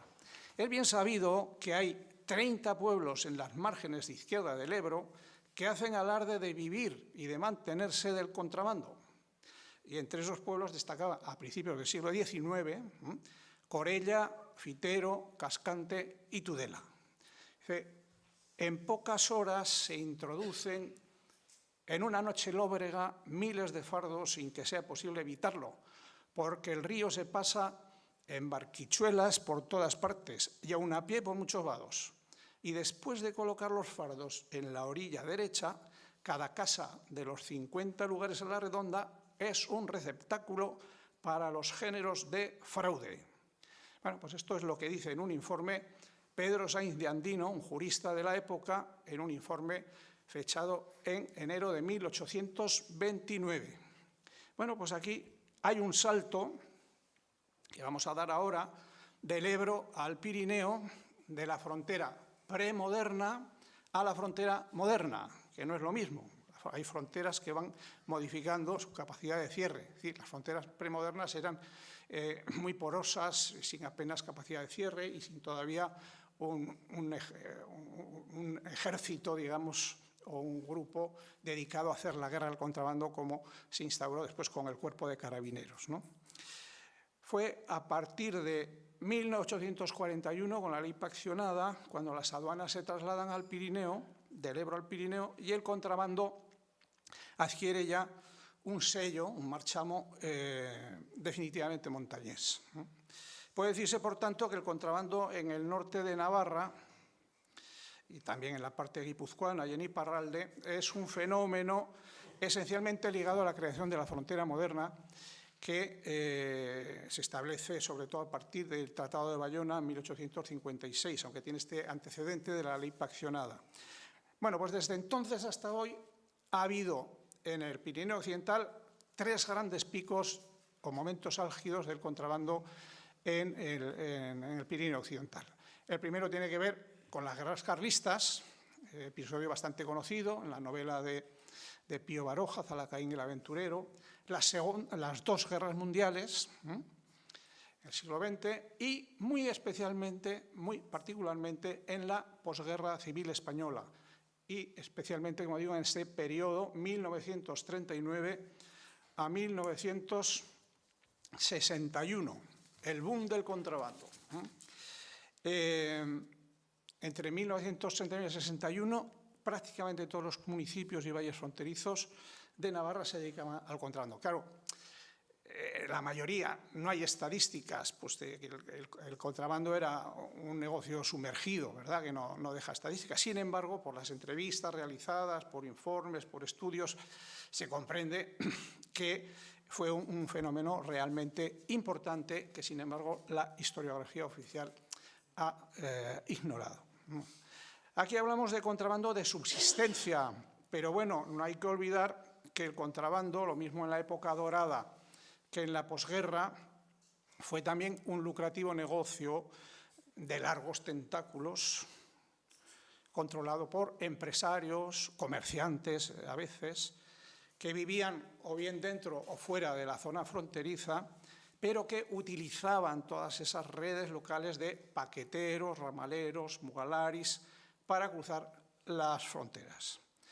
Hay también una parte oscura de la actividad contrabandística, sobre todo en los últimos años 70, 60, 70, 80, con la entrada de las mafias dedicadas a la inmigración ilegal de portugueses y el tráfico de drogas y otras cosas. Bueno, aquí tenemos una fotografía de Gerald Broncourt que refleja precisamente este tránsito, ¿no? Equivalente a las pateras, eran entonces el paso de portugueses por las mugas vascas. Me decía un contrabandista baztanés que no quiso entrar en la cosa de los portugueses: contrabando que habla no es bueno. Pero en cualquier caso, lo que son las 2 primeras décadas de la posguerra, la mayor parte de la gente realizaba pues, un contrabandillo de subsistencia de mercancías de lícito comercio, géneros de todo tipo, que como escaseaban en uno u otro lado, pues se pasaban de contrabando. En aquel tiempo, si había 5 hijos en las casas, se marchaban 4. Sin el contrabando se hubieran tenido que ir los 5. Esto podemos vincularlo también con la crisis del caserío, de la que habla Caro Baroja, y que ha tenido una continuación. Hablamos de la crisis del mundo rural todavía hoy, ¿no? Bueno, ¿cuáles fueron las causas de este boom del contrabando en la posguerra? Pues la primera de ellas tiene que ver, desde luego, con el aislamiento del régimen franquista durante, sobre todo, esos primeros 20-25 años. Al principio, sin embargo, con la ocupación alemana de Francia se pasaban mercancías de aquí para allá. Los franceses lo compraban todo, me decía también una mujer, hasta los calcetines usados. Pero luego era la inversa, puesto que en España, como digo, quedó desabastecida como consecuencia del bloqueo al régimen franquista y se pasaban mercancías desde en el sentido inverso, de Iparralde a Navarra. Bueno, ¿y qué tipo de mercancías se pasaban entonces? Pues eso lo sabe casi todo el mundo, porque se habla mucho de ello, la lista es interminable. Puntillas, perfumes, tabaco, sotanas para los curas, penicilina, se pasaban bobinas de cobre, rollos de celuloide para las cámaras de fotos, para las cámaras de cine, instrumentos musicales, la linotipia del Diario de Navarra, me decían, se pasó de contrabando a lomos de los contrabandistas, camiones enteros se pasaron en piezas, pues coches por los collados fronterizos de Baztán. Se dice incluso que la Casa de la Moneda en aquella época echó mano de los contrabandistas vascos y catalanes para abastecerse de oro, cobre y níquel para fabricar el dinero en metálico. De ahí que el contrabando, en su ambivalencia, fuera en cierto modo tolerado en parte o al menos controlado por las autoridades franquistas para evitar el colapso de la economía estatal. Bueno, ¿y cómo se hacía el contrabando? Pues de múltiples formas. Yo he seleccionado aquí tres. Por un lado, algunas especialmente significativas como esta, ¿no? Hemos hablado del contrabando nocturno que se hacía por las sendas y caminos viejos utilizados por los ganaderos en sus rutas trashumantes y que curiosamente equivale con lo que en la época medieval llamaban el descamino. El descamino se penaba hace 5 o 6 siglos porque si cogían a alguien por rutas no habilitadas para el tránsito de mercancías se presuponía que era para hacer contrabando y ya le penaban. El contrabando nocturno, gaulana, también implica una diferente concepción acerca del mismo hecho. ¿Sí? Para los aduaneros el contrabando era un delito, sin embargo, para los habitantes de la zona fronteriza era un trabajo que se realizaba de noche. En esto tiene mucho que ver la tradición contrabandística de Navarra, porque ya hacía siglos atrás que los abuelos, tatarabuelos, etcétera, etcétera, de los contrabandistas del siglo XX se dedicaban a la arriería e iban de aquí para allá haciendo este mismo trabajo, como un complemento de las economías domésticas tradicionales. También se hacía contrabando a través de los propios pasos fronterizos, utilizando técnicas de camuflaje, taxis con doble fondo, troncos huecos para albergar las mercancías y otros trucos diversos para burlar a los aduaneros, a veces con grandes dosis de creatividad, que se quedan reflejados en algunas postales como la que añado aquí en la derecha, muchas veces montadas, eran montajes, pero que reflejan esta perspectiva. Y bueno, también se hacía mucho contrabando a través de las ventas de la frontera o comercios situados en la Muga. Estas ventas con frecuencia, se decía, tenían una puerta en España y otra a Francia. Y ahí iban los camiones, culo con culo, y a veces hacían este tipo de... Bueno, estas anécdotas y curiosos quizás es lo que más le gusta recordar a la gente de la frontera. Aquí tenemos a Juanito Peña, un famoso ventero del Valle de Vera, en su célebre venta, y al lado una de las primeras cantinas que se instaló en el Larún en estos años. Y es que el pasado está presente. Aquí están hoy las ventas de la frontera funcionando a todo tren, en Valcarlos, en Ibardín, en Dancharinea, las más grandes convertidas en hipermercados, que sí, que dan trabajo a mucha gente, pero que carecen del tipismo, del encanto, del glamour que tenían y que tienen todavía algunas pequeñas ventas históricas que podemos encontrar todavía si buscamos mucho, por ejemplo, la cantina de Yasola, en las faldas del Larún, la cantina de Ventabelz, Venta Negra, que ya desapareció, la casa Tamburinea, o Venta de Francia en Dancharia, mejor dicho, en la parte al otro lado de Charinea, y las pequeñas ventas de Quinto Real, de Quintoa, Quinto Real, todavía quedan algunas de ellas. Bueno, pues yo creo que hay todavía una labor pendiente que se podría hacer recopilando, sistematizando, patrimonializando, en definitiva, toda esta memoria popular colectiva ligado al comercio de la frontera y también al contrabando. Y es que, además del interés turístico, hay aquí una cuestión de identidad, porque mucha gente de la frontera se siente identificada, opina que estas historias del contrabando de la frontera les representan. y merecen ser recordadas por ello, ¿no? Entonces, ahora que se han suavizado las fronteras, desde 1993, estamos en la frontera postmoderna, con la incorporación de España a Europa, es el momento de reivindicar también todo ese rico patrimonio, ¿no? Memoria popular colectiva, que está hecha de relatos personales, de memorias, pero también de aspectos físicos, como las propias ventas, algunas de ellas que he enseñado que conservan su tipismo, y que nos confirma una cosa: la importancia que tuvo el fenómeno del comercio, importancia histórica, y también su cara oculta, el contrabando de subsistencia en esta zona nuestra del Pirineo Occidental. Pues mi esker, muchas gracias.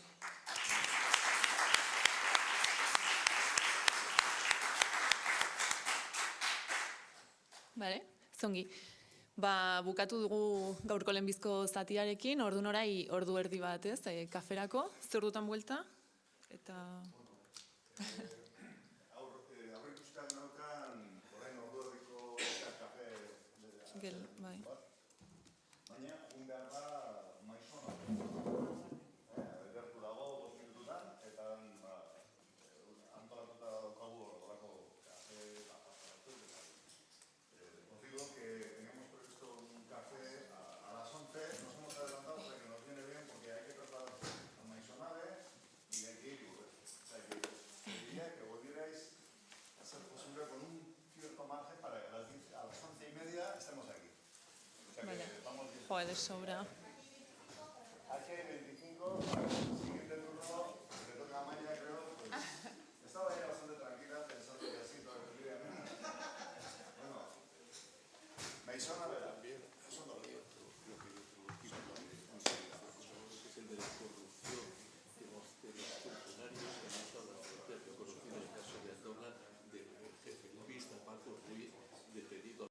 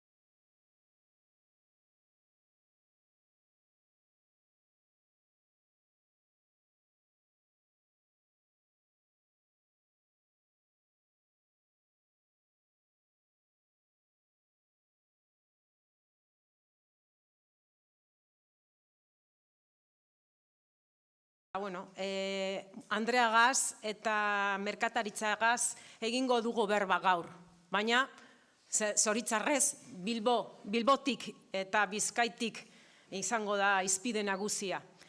Bueno, pues gracias a todas y a todos.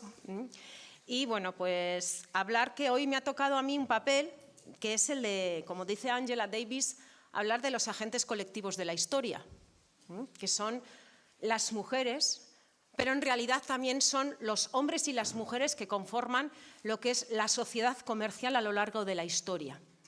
Porque al final estamos hablando de grupos humanos reducidos, familiares, esa pequeña o mediana burguesía que desde el siglo XVI en adelante ha ido marcando los tiempos de la historia en el comercio y en las ciudades, ¿no? Y hablar que si las ciudades están cambiando y si las ciudades nacieron al impulso del comercio, si la ciudad cambia y el comercio está cambiando, bueno, a lo mejor tendríamos que empezar a cambiar esa idea de que las ciudades nacieron del impulso del comercio. Porque si no hay comercio, ¿de qué estamos hablando? ¿De espacios residenciales? Bueno, pues tendríamos que empezar a reflexionar, ¿no?, sobre ello. Hablar sobre las mujeres y el comercio en las villas, pues es un poco complicado. Primero porque los documentos, el desarrollo, los descriptores de esos documentos generalmente son neutros, universales y masculinos y es difícil investigar, ¿no? Por tanto, el rastrearlo no es fácil. Las mujeres han estado, no hay que volverlo a decir, como agentes de la historia y han formado parte del comercio, ¿no? Iñaki ha enseñado algunas miniaturas, la primera con la que ha iniciado, ¿no?, en que se veía unos hombres zapateros vestidos como buenos burgueses comerciantes y al fondo, en el segundo plano, pasando una figura, una mujer que estaba en una tienda textil, ¿no? Pues de eso yo voy a hablar, ¿no? De esas mujeres, como aparece en la diapositiva, que aparecen así, pertreñadas, ¿no?, en esta lámina de 1530, cuando un pintor alemán recorrió la península ibérica y representó a las doncellas casaderas así, en el ámbito vasco-vizcaíno, para ser más exacto, ¿no? Y decían, ¿no?, que estas mujeres que se dedicaban al comercio en la villa de Bilbao en el siglo XVI iban sin toca, iban sin pañuelo, iban sin sombrero, elementos distintorios que luego lo hablarían de su condición social en el grupo, o sea, mujeres que eran casadas ya cambiaban su manera de estar vestidas, y decían tresquiladas, porque tal es la costumbre de la tierra que todas las doncellas anden las cabezas sin cabello y descubiertas hasta que son casaderas. Y es que en la creación de las villas, lo que estamos hablando, a ver si le doy para adelante, es de la creación comercial, de un espacio comercial regulado. Porque estamos hablando de dinero, estamos hablando de hacer negocios y, por tanto, cuando las villas se fundan en Vizcaya, los objetivos son claros, es un control comercial de aquello que había sido algo particular y exclusivo de grupos familiares, los comerciantes, las familias de los comerciantes, pasa a ser una actividad mercantil que es regulado por las villas. Y en esos modos de vida, la industria y el comercio dentro de la ciudad amurallada es muy importante. Las ordenanzas municipales son proteccionistas con respecto al comercio y nos hablan principalmente de cómo comerciar, pero sobre todo de quiénes comercian con ello. Y a partir de esas ordenanzas podemos sacar un retrato de cómo eran esas personas que hacían el comercio, ¿no? Personas particulares que, una vez que la mercancía pasa de sus manos al concejo, pasan a la colectividad, ¿no? Y no tenemos que olvidar que esa burguesía mercantil, tendríamos que esperar a la financiera un poquito más adelante, esa burguesía mercantil da importantes ingresos a la villa. Entonces, para poder alquilar carnicerías, para utilización de las pesas y medidas, para el arrendamiento de las tabernas de Villo, y todo eso lo hacen las familias de los comerciantes. Los privilegios urbanos son unos privilegios, en este caso sí, de clase, de la burguesía comercial y mercantil. Unas ordenanzas que protege a las familias comerciantes, pero también defiende a los consumidores, a las consumidoras. Es decir, se prohíbe dejar en cualquier lado las vituallas, se prohíbe la venta de productos al por mayor, se prohíbe la entrada de productos foráneos, todo para que lo que se venda sea bajo el control y la mirada política, la mirada comercial de la villa como un ente gobernada por los grandes prebostes de las villas. ¿Qué papel juegan ahí las mujeres? Bueno, pues quizás esta es la imagen más habitual de las llamadas mujeres porteadoras. De esto, bueno, pues hay mucha literatura que ha nacido en el siglo XIX, literatura que hoy seguimos tratándola como real cuando a veces tiene más de mito que de realidad, y en el que no nos hemos preguntado nunca cuál es la verdadera situación de estas mujeres, ¿no? Bilbao, 1300, se consolida como una puerta principal y como una plaza de negocios, pero así van surgiendo las villas, ¿no? Como lugares, como centros mercantiles para comercializar todo tipo de productos, hierro, pescado, lana, ¿no? Y en ellas se afanan los hombres y las mujeres, ¿no? Desempeñando diferentes labores que van a rebufo de esas familias burguesas que necesitan gran cantidad de personas que hagan su trabajo mientras ellos están haciendo en labores que ellos consideran importantes, que es el comercio, ¿no? Estamos sobre todo a partir del siglo XVI. Muchas mujeres eran porteadoras, ¿no? Que llevaban la carga en pesados fardos, sobre todo en la cabeza, ¿no? Las llamadas cargueras, de la que también hay mucha mitología y que, desgraciadamente, una mitología que está potenciada por todos los 8M. Las instituciones se dedican a fosilizar mitologías que nada tienen que ver con la realidad y que, bueno, pues que todos los 8M los celebramos jacarandosas porque, bueno, pues es que ese día se habla de nosotras. Pues qué bien, ¿no? Pero eso no es la realidad. La realidad es la que estudiamos, analizamos y compartimos. Lo otro tiene que ver más con el marketing, ¿no? Por ejemplo, esas mujeres comercializaban con los cereales, ¿no? Y decía que el trigo no podía sacarse del puerto en carros para evitar que los arrieros sisaran la carga y lo revendieran en la villa. ¿Y entonces qué utilizan? Siglo XVII, las mulas de carga, pero también a las mujeres.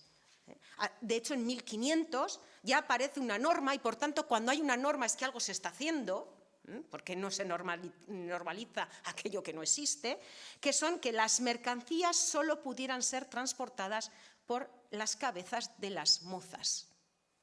Hablábamos al comienzo de esas mozas tonsuradas, ¿no? Y ahí también empieza a haber una diferencia entre los comerciantes, las comerciantes y los puestos ambulantes. Iñaki nos ha enseñado muchas imágenes de la fosilización arquitectónica de los espacios del comercio y ha habido imágenes en las que veíamos tenderetes. Eso es una mercadería ambulante. Y eso tiene que ver mucho con la diferencia entre el trabajo del comercio de las mujeres y el trabajo del comercio de los hombres. Es decir, los puestos ambulantes, sin lugar físico, de menor entidad, que estaban en los márgenes de la legalidad, que tenía mucha importancia en el comercio de la villa, puesto que a veces transgredía los propios límites murarios de la ciudad y pasaba al interior de las villas, eran propiedad de las mujeres. Y hay muchas mujeres que ponen estos puestos. Ahora cuando vamos a los mercadillos, ¿no? Bueno, pues esos puestos pertenecían principalmente a las mujeres, los ponían y los quitaban. No tenían que pagar un canon. No tenían, porque eso se desmontaba. En cambio, las tiendas implicaban tener un local, al menos con contrato, y por tanto tenían que tener una propiedad. Y eso se producía un arrendamiento de un local, generalmente de un dueño masculino. Y eso sí tenía que pagar una serie de impuestos. Y por tanto empezamos a ver dos tipos de hacer comercio. El de las mujeres y el de los hombres. Evidentemente, unidades familiares utilizarían los comercios tradicionales y ahí trabajarían. Pero cuando las mujeres estaban solas, cuando decían que ellas mismas querían trabajar, bueno, pues ahí empezaba otra historia, ¿no? Y por eso, bueno, tenderos o comerciantes o simplemente vendedoras son las palabras que deberemos utilizar, ¿no? En cualquier caso, trabajar en las tenderas suponía para ellas un elemento de libertad, una capacidad de obrar, ¿no? Y dedicarse a la compra-venta era también un elemento muy importante en la sociedad de los siglos XVI, XVII y XVIII. El siglo XIX trae muchas lacras para la mujer. Bueno, viene desde el siglo XVIII. El siglo XIX lo que hace simplemente es anclarlas, por si no han quedado claro, pues las volvemos un poco a machembrar, ¿no? Y hablan sobre el papel de las mujeres, del rol en el trabajo remunerado. Jules Simon dice, una mujer que se convierta en trabajadora ya no es mujer. 1860.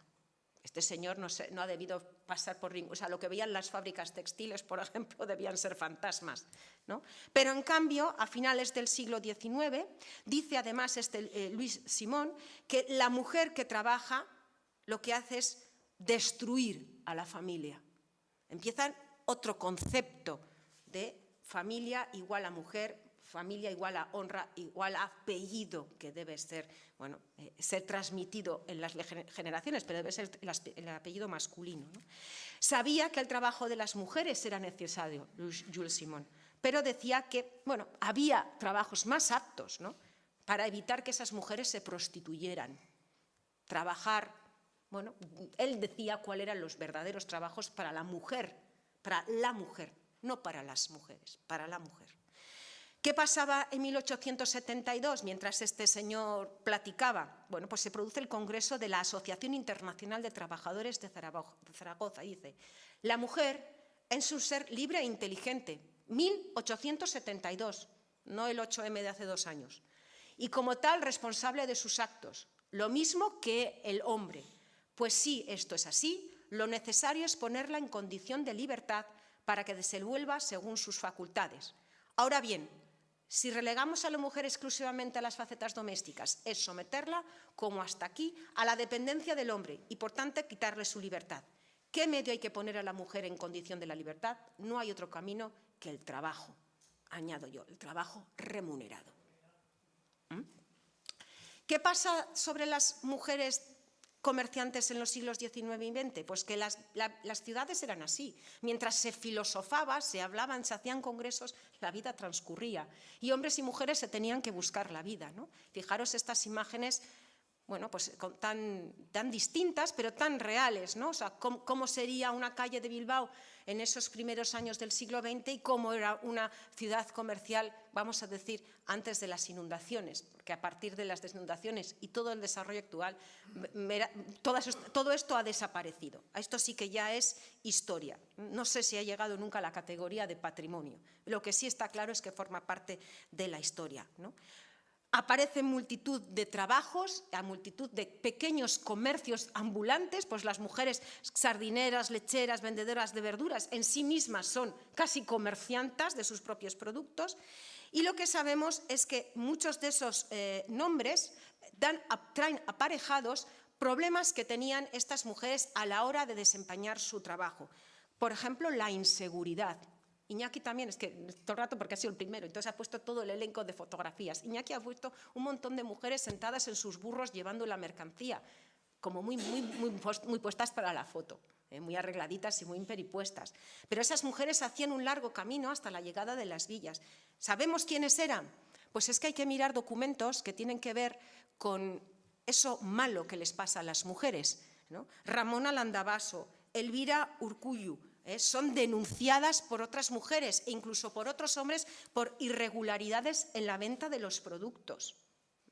O, por ejemplo, sabemos de Dorotea Urrecochea, Eleuteria Mendizábal, Cándida Asla, que sufrieron el acoso trayendo los productos desde Zamudio a la villa de Bilbao, porque son atracadas a punta de pistola. Mujeres que llevaban su carga a vender en esos mercados que nos gusta verlas ahí, ¿no? ¿Qué pasaba en ese in itinere? ¿Qué les pasaba a esas mujeres? Bueno, pues hay que mirar otros documentos para poder primero sacar sus nombres y saber cuál era la real vida de ellas, ¿no? Poco o nada se sabe de que en los años 30, en 1930, se crea la Asociación de Lecheras y Vendejeras de la Villa de Bilbao. Las mujeres se unen, entre otras cosas, probablemente para tener unas condiciones económicas más justas. Se sindicalizan, podríamos decir. Creemos que las mujeres van atomizadas y no es verdad. Cuando algo les interesa, cuando necesitan trabajar por el común, se asocian, pero no ha sido objeto de interés por ningún historiador y mucho menos por ninguna historiadora, cuando nos parece ser que el feminismo aboga por los estudios de género, pues bueno, pues esto tampoco, ¿no? Y por tanto, podemos entender que el comercio es lo que pasa tanto en el interior del mostrador como el exterior, ¿no? Y aunque esta imagen, evidentemente, como se ve, no es de nuestro panorama vasco, tenemos esta imagen estereotipada de que las mujeres solo miran a ese lado del comercio. ¿Qué pasa en los mostradores? ¿No? Pues que lo que pasa en los mostradores es que la perspectiva de género debe ser analizada y ver que están presentes en la contabilidad, en la compra de productos e incluso en los viajes que hacen para la adquisición de productos. Y pongo el caso del bazar de las chanfradas, que fueron pioneras empresarias. El pequeño comercio permitió que mujeres del siglo XIX dieran el salto a pequeñas empresarias.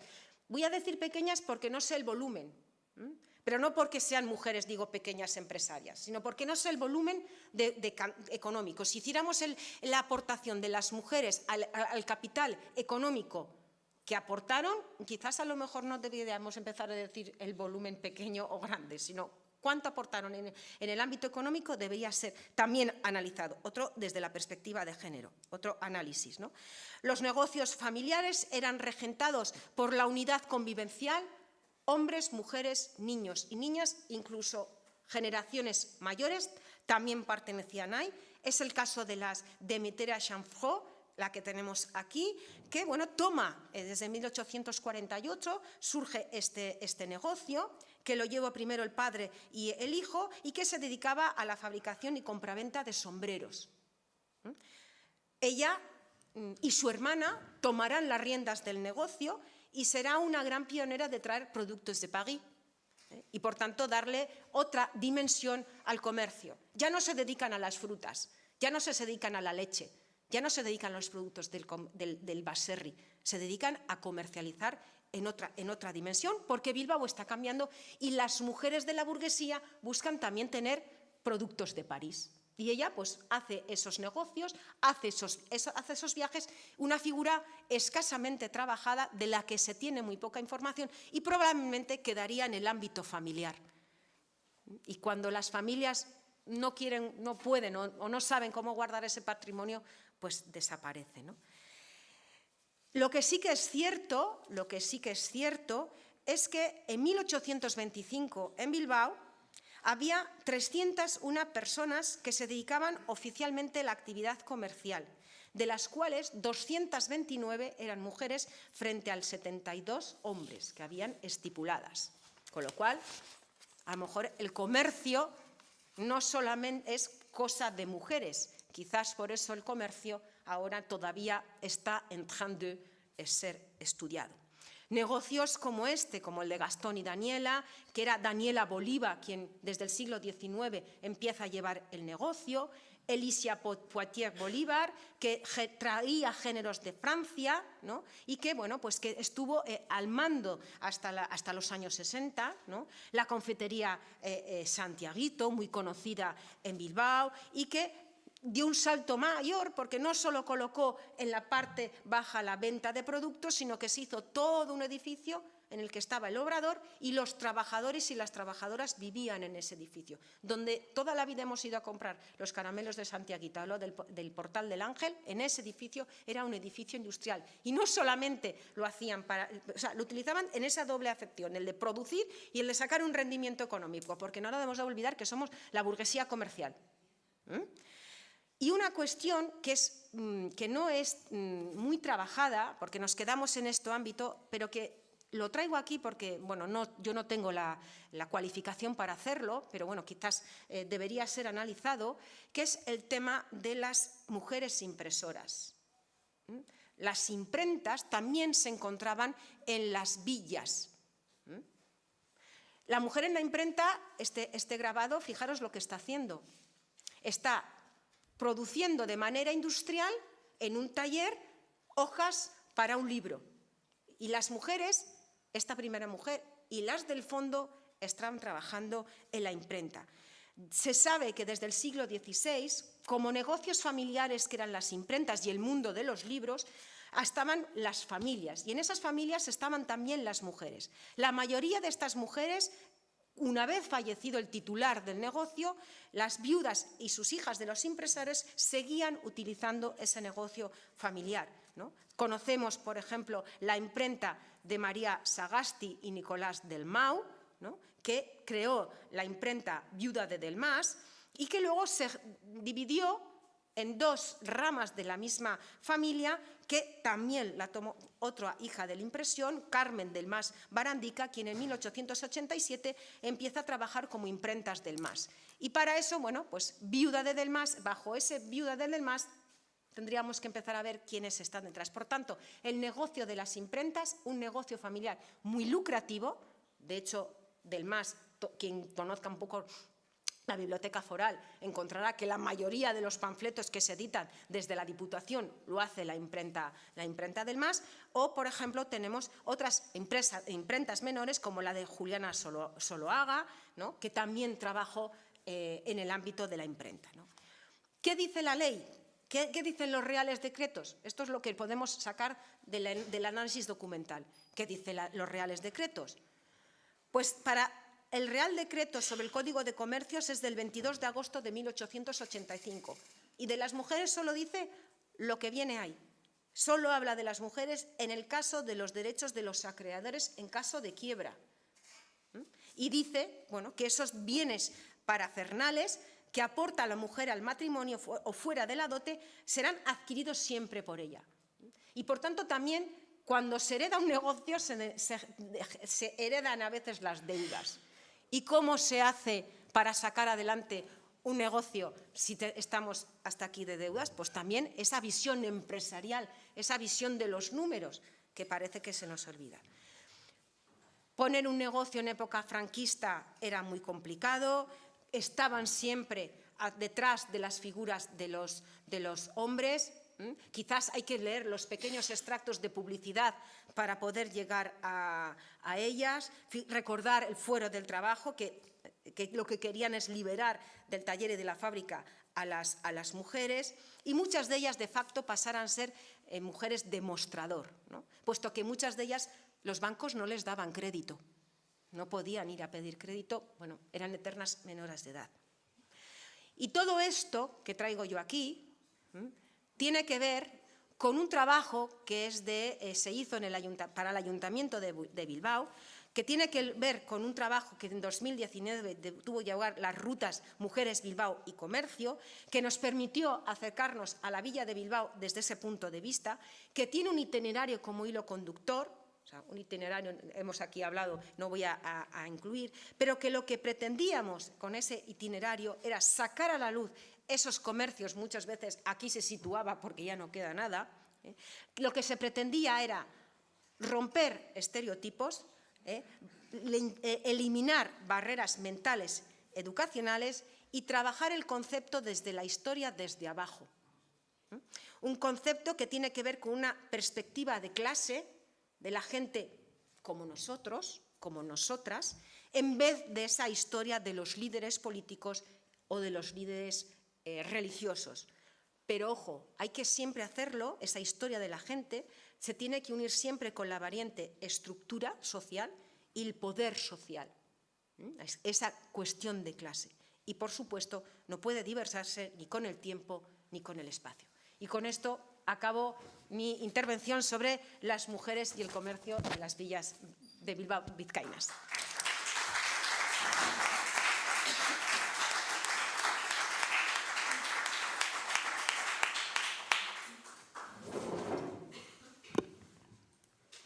Vale, ederki.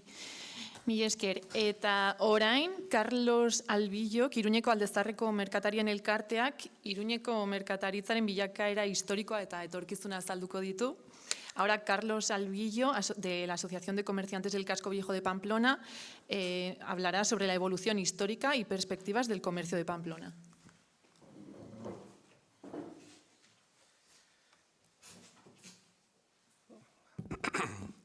Buenos días, Egunon, Gustibi. Ay, me parece que me he equivocado. ¿Dónde está? Esto es.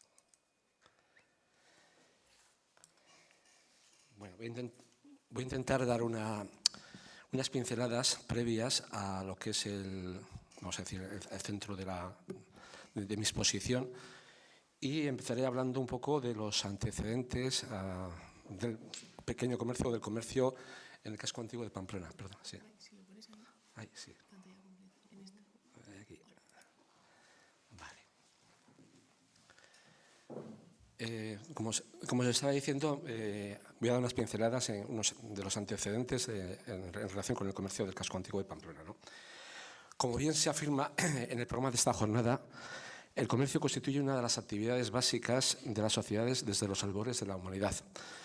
Desde la economía del trueque, más primitiva, al desarrollo del comercio entre ciudades y regiones en las civilizaciones también antiguas, pasando por la creación de las ciudades modernas, donde el peso de los oficios y los mercaderes tuvieron una creciente importancia en la vertebración y vida de las ciudades. En Pamplona, hasta el derribo de las murallas, toda la ciudad cabía en su centro histórico. En su trazado medieval se concentraron siglos atrás sus gremios, que con frecuencia dieron nombre a sus calles, ¿no? Algunos de los cuales aún se conserva. ¿Se oye bien? Vale. Calderería, Burullería, que es la actual calle San Lorenzo, Pellejería, antigua calle Jarauta, bueno, al revés, es la actual calle Jarauta, Cuchillerías, calle San Francisco, Tecenderías, San Soleaga, Bolserías, la actual calle San Saturnino, Carnicerías, Carpinterías, Zapatería, Calceteros, por poner algunos ejemplos, ¿no? Hasta el siglo XVIII encontrábamos básicamente en nuestra ciudad dos tipos de mercaderes.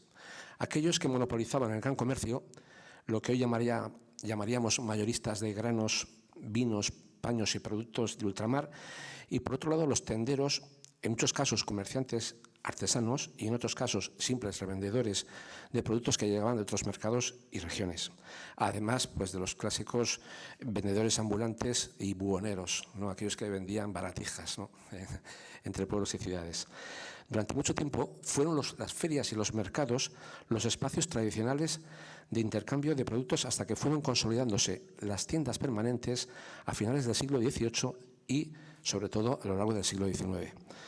Hasta entonces, el municipio solía sacar a subasta los servicios de panadería, taberna, carnicerías y fijaba las condiciones de su venta, precios y horarios sobre todo. A cambio, se otorgaban facilidades a los arrendatarios que gozaban de un cuasi monopolio de la venta de dichos productos. Este régimen intervencionista lo veremos bueno, más recientemente y ha llegado casi, no decía que hasta nuestros días, pero bueno, hasta primeros del siglo XX y también finales del siglo XIX, con los vínculos opósitos, ¿no? En Paseo de Sarasate, ahí tenemos incluso el nombre, ¿no?, de la Plaza del Vínculo, teníamos el edificio del Vínculo Municipal, ¿no?, con sus hornos de pan.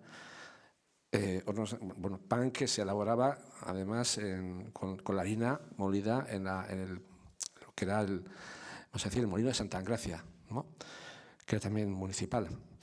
Y en la zona donde está actualmente el mercado, anteriormente también estuvo el Pósito Municipal. A finales del siglo XIX, por marcar en esta exposición una fecha de inicio, las viejas ruas medievales del casco antiguo bullían de actividad. Entre sus estrechas callejas se intercalaban tiendas, talleres y pequeñas fábricas de todo tipo. En aquellos estrechos locales cabía desde el artesano manual al pequeño taller de principios de siglo, fábricas de calzado, curtidos, chocolates, lejías, hierros, alpargatas, medias, hielo, gaseosas, géneros de punto, espejos, escobas y tantos otros materiales que hoy nos fabrican en lugares mucho más distantes. Entre las tiendas de alimentación teníamos, aunque posteriormente se convirtiesen en sinónimos, ultramarinos, coloniales y colmados, y otros negocios que respondían al nombre menos conocido tal vez de abacerías, que eran tiendas donde se vendían al por menor aceite, vinagre, legumbres secas y bacalao, en general alimentos no perecederos. Había por otra parte un sinfín de oficios, muchos de ellos desaparecidos o en vías de extinción, como basteros o guarnicioneros que fabricaban y vendían guarniciones para las caballerías. Para las caballerías, la ganadería, etcétera, quiero decir. Bauleros, blanqueadores de cera que depuraban la cera amarilla producida por las abejas para la elaboración de cirios y velas que vendían las cererías, aunque también había cererías que se encargaban de este proceso desde el inicio. Por cierto, las casas pobres alumbraban con velas de sebo, mientras las pudientes lo hacían con las de cera, que incluso en ocasiones podían llegar a ser hasta aromáticas. También había boteros que elaboraban botas y pellejos para el vino, broncistas, canteros, casulleros que fabricaban casullas y otras vestiduras para los oficios religiosos. También había cedaceros que elaboraban cedazos, cribas o tamices, pero que también construían fuelles y cubos, cesteros, canasteros, estereros, cordoneros, corseteros que hacían y vendían corsés, prenda utilizada todavía entonces por las mujeres, doradores, herreros y cerrajeros que trabajaban el hierro, herradores, traperos, también llamados ropavejeros, hojalateros, latoneros, platereros, etcétera, etcétera, etcétera, ¿no? Había también lampistas y planchadores. Los servicios de reparaciones se denominaban entonces componedores de, ya fuesen de relojes, componedores de relojes, de máquinas de coser, de paraguas o sombrillas. Había tiendas de cambio de monedas y tiendas de sombreros, camiserías y corbaterías y muchas sastrerías, talleres en plantas altas y sastrerías con tienda en los bajos, así como modistas. La bisutería se llamaba quincalla fina y junto al término de mercería aparecía invariablemente el concepto de paquetería. También había fumisterías que eran tiendas o talleres de estufas y cocinas, estamperías que vendían láminas y estampas, peloteros, silleros, toneleros y torneros, y el equipamiento del baño se le llamaban, pues, material sanitario. En la Pamplona de finales del siglo XIX y primeros del siglo XX, nos recuerda Arazuri, el horario del comercio era libre los días laborables. Todavía no habían llegado muchas de las conquistas sociales como el descanso dominical que se instauraría en 1904. Las tiendas abrían a las 7 de la mañana y aún antes y cerraban pasadas las 9 de la noche. A partir de la instauración del descanso dominical, los domingos solo abrían los comercios de alimentación y hasta las 12 del mediodía. Fue en la década de los años 30 cuando se acordó cerrar un par de horas al mediodía. No sin duda sobre el efecto que esto podía tener sobre las cajas de los comercios, ¿no? Hubo grandes debates en la Cámara de Comercio en aquellos años sobre este particular. Fue, pues todo hay que decir, un avance en la conciliación laboral y familiar de comerciantes y trabajadores, porque hasta entonces dueños y dependientes se tenían que rotar, rotarse para poder ir a comer, ¿no? Y no dejar desatendido el negocio. Hasta principios del siglo XX, los precios eran variables y se modificaban con el regateo. De hecho, muchos comercios durante muchos años indicaban en sus anuncios aquello de precios fijos. A menudo la vivienda del comerciante estaba en el mismo edificio que el comercio y los dependientes solteros vivían de patrona en casa del jefe. En otros tiempos, con un comercio en el que predominaban los géneros baratos y solo unos pocos vendían novedades y artículos caros para la incipiente burguesía que comenzaban a hacer en la ciudad.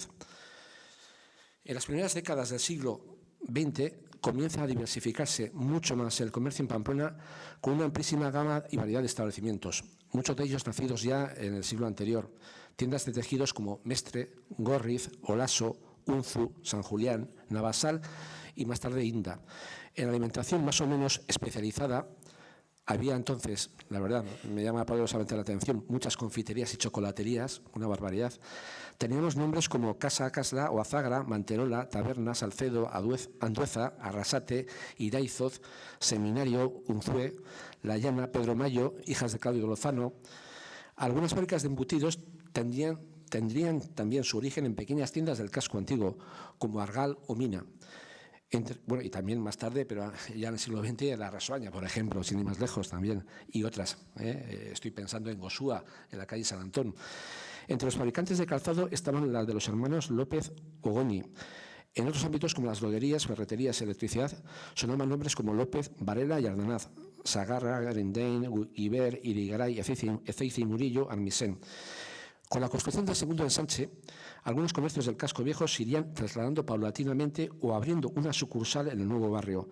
Hay infinidad de nombres, pero entre los que recuerdo ahora estarían los de la droguería Varela, por ejemplo, Almacenes Oyarzún, Ferraz, Inda, Gallego, Unzu, Galle, Pío Bajo. Bueno, hay infinidad de comercios que sería prolijo enumerar.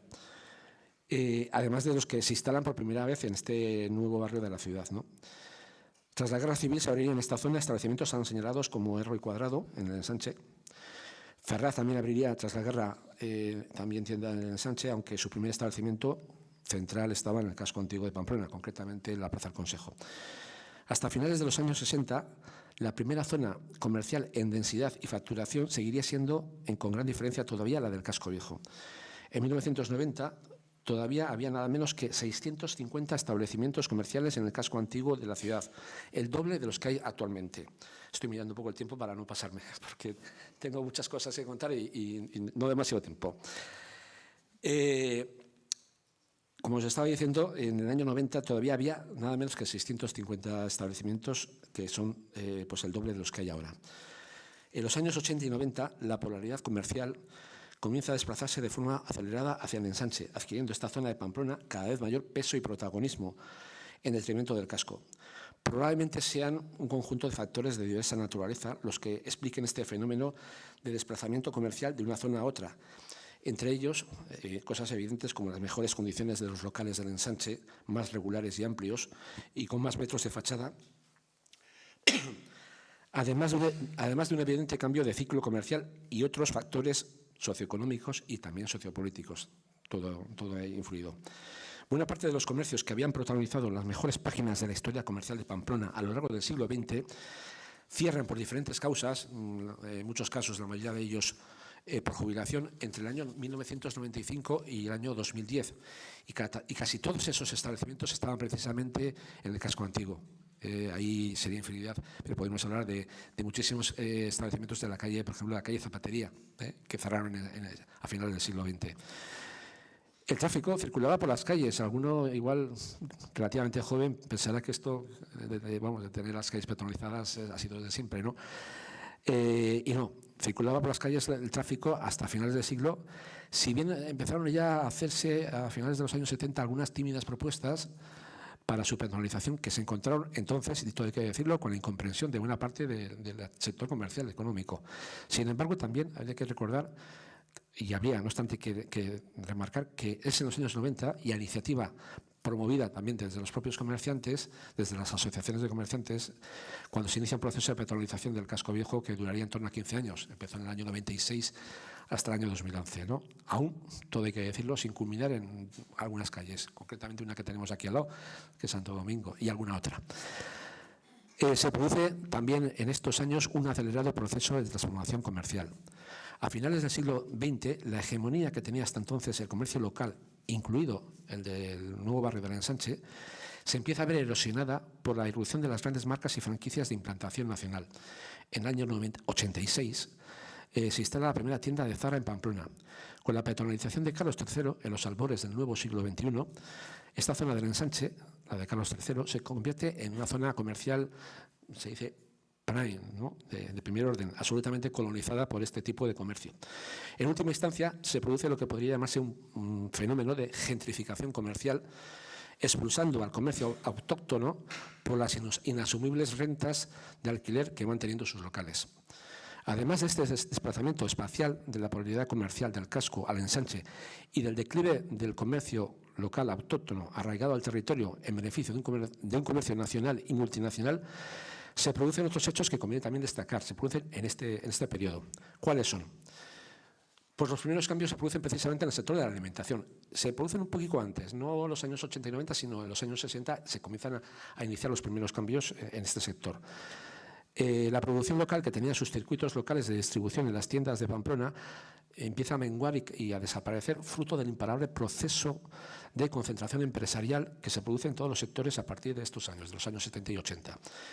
En el sector de la alimentación, con una enorme atomización, las pequeñas tiendas dejan paso a los primeros supermercados de barrio, que van adquiriendo con el tiempo cada vez mayores dimensiones, lo que provocará a la larga la reducción hasta su casi desaparición de los ultramarinos de barrio. En los años 60 se instalan los primeros supermercados Spar, no sé si os sonará a algunos. En el año 71 se inaugura el primer supermercado Eroski en Alsasua y en el año 72 el primer supermercado Eroski en Pamplona, en la Chantrea. En el inicio de los años 90 se abren en la comarca de Pamplona los primeros grandes hipermercados, Eroski en el 91 y Leclerc en el 92.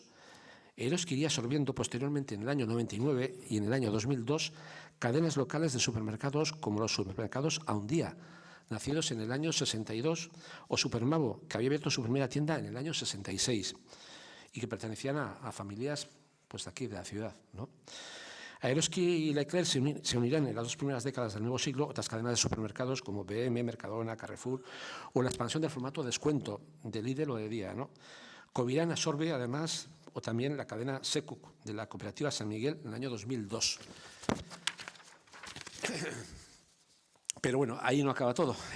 Seguimos y esto justifica de alguna manera, en parte, el que el comercio está como está, en buena medida esta evolución, ¿no? Para entender la situación actual del comercio en Navarra habría que retroceder precisamente a los últimos años del pasado siglo e inicio del presente siglo XXI. Son años en los que proliferan y en algunos casos prosperan los intentos de un buen número de promotores privados para desarrollar centros comerciales en la cuenca de Pamplona. A lo largo de los 5 primeros años del siglo XXI se instalan de forma consecutiva los centros comerciales de La Morea, Itaroa y el Corte Inglés. La Morea fue la primera gran superficie construida en Navarra, se inaugura en octubre del año 2002 y os doy pinceladas, datos, con un parque de 2.600 plazas gratuitas, más de 114 locales, multicines, un hipermercado y otras instalaciones que junto con otras medianas superficies generan el mayor parque comercial de Navarra, que es el Parque Comercial Galaria, de más de 100.000 metros cuadrados entre instalaciones comerciales y usos auxiliares. Itaroa se inaugura en octubre de 2004 con 112 locales, 2.200 plazas de parking, multicines y otras instalaciones de ocio y más adelante, bueno, más recientemente un hipercore, ¿no? El 27 de octubre del año 2005 se inaugura el Corte Inglés con más de 60.000 metros cuadrados construidos, 26.000 de ellos de uso comercial, 15 plantas, 6 de ellas subterráneas, 4 de parking, con casi medio millar de plazas con entradas y salidas y ocupación de suelo público, de 2 calles públicas. En 2010 se reforma la Ley de Comercio vinculando la autorización de centros comerciales a su instalación en trama urbana. No obstante, por unas razones o por otras, el hecho es que desde entonces se han posibilitado nuevas instalaciones en Azpilaraña Sur, Ardoy o se baraja de vez en cuando qué se va a hacer con la antigua fábrica Superser, aunque en este caso los intentos por traer una superficie comercial como fue IKEA hayan resultado de momento afortunadamente infructuosos. Me voy a saltar un tema que me parece muy interesante, pero creo que voy mal de tiempo, que es en relación al valor de la marca local, porque aunque es muy bonito, prefiero daros unas pinceladas de la evolución con datos del comercio entre 1990 y 2023. Aquí tenemos unos datos. En el año 1990 había 7.845 empresas comerciales en Navarra. El dato más significativo es que podemos comprobar que entre 2008 y 2015 desaparecen un 23,87%, por redondear un 24%, de las empresas del sector en Navarra, frente a un 10,70% de disminución a nivel estatal, que pasa, y ahí doy los datos, de 526.290 a 469.000 empresas. Esto es, se produce más del doble de porcentaje de empresas que desaparecen en Navarra que en el resto del Estado. Estamos hablando de empresas, pero también podemos hablar de locales comerciales. Entre el año 2000 y 2014 hay un descenso de casi un 30%, concretamente de un 28,54% en el número de locales comerciales, como podéis ver ahí. Se pasa exactamente de 10.199 a 7.288 locales comerciales. También vemos un descenso brutal en lo que es la densidad comercial, el número de empresas comerciales por 1.000 habitantes en Navarra, que pasa de un 12,12 a un 8,30 en apenas 7 años, por debajo también de la densidad comercial existente en el Estado. Y si vamos al año 90, pues es todavía mucho peor. Estamos asistiendo a una pérdida neta casi se queda reducido a la mitad, del 15,30 al 8,30, ¿no? Evolución en el empleo, pues también en estos 14 años se destruye como consecuencia de la implantación de centros comerciales 4.551 empleos netos, un 16,9 del total, y ello pese a la proclamada creación de puestos de trabajo por los centros comerciales y por aquellos que desde las instituciones públicas se encargaban de pregonar la creación de no sé cuántos cientos de puestos de trabajo, ¿no? Ahí están los datos. Son todos datos estadísticos del Instituto de Estadística Nacional y de Navarra, de lo que es fuentes del DENA y del DIRCE, que son los directorios de empresas comerciales de Navarra. No son, vamos a decir, cifras que nos estemos inventando nosotros, sino que son cifras oficiales. Resulta paradójico, sin embargo, el dato de destrucción de empleo, poniéndolo en comparación con la evolución de la cifra de negocio. Está en una columna aparte. Y como podéis ver, pasamos, curiosamente, se pierden locales comerciales, se pierden empresas, pero se crece en volumen de negocio. Se pasa de una cifra de negocio de 2.581 millones de euros a 3.041 millones de euros. Esta tendencia se consolida y se acentúa en el periodo 2016-2021, es decir, hasta antes de ayer, ¿no? Vamos viendo que también datos recogidos, son datos del Instituto Nacional de Estadística recogidos por el Departamento de Comercio del Gobierno de Navarra, que nos dicen que entre el año 2016 y el año 2021, en apenas 5 años, desaparece nuevamente el 10% del total de comercios que había en ese momento, ¿no? Y bueno, el empleo se mantiene, el empleo en líneas generales, pero en autónomos se pierde. Ahí sí que se pierde. En este cuadro que vemos de autónomas y de autónomos se puede ver la pérdida neta de 4.147 se pasa a 3.656 y de autónomos 3.142 a 2.934, ¿no? Locales vacíos. Bueno, pues también podemos dar datos. En este momento en Pamplona la tasa de ocupación de la superficie comercial es inferior al 50%. Tenemos una superficie vacía, es decir, superficie que en algún momento ha sido comercial, pero que actualmente está vacía, superior a la superficie comercial que está en activo.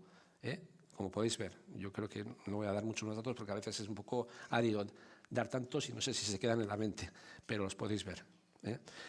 Hay una pérdida de valor también. Esto provoca este modelo, esta situación, vamos a decir, de los locales vacíos, provoca una profunda reconversión del valor comercial de los locales, aumentando el valor de la superficie comercial en la periferia al tiempo que disminuye el valor comercial del centro de la ciudad y de sus barrios. La trama consolidada urbana, en consecuencia, la ciudad pierde paulatinamente valor y funcionalidad.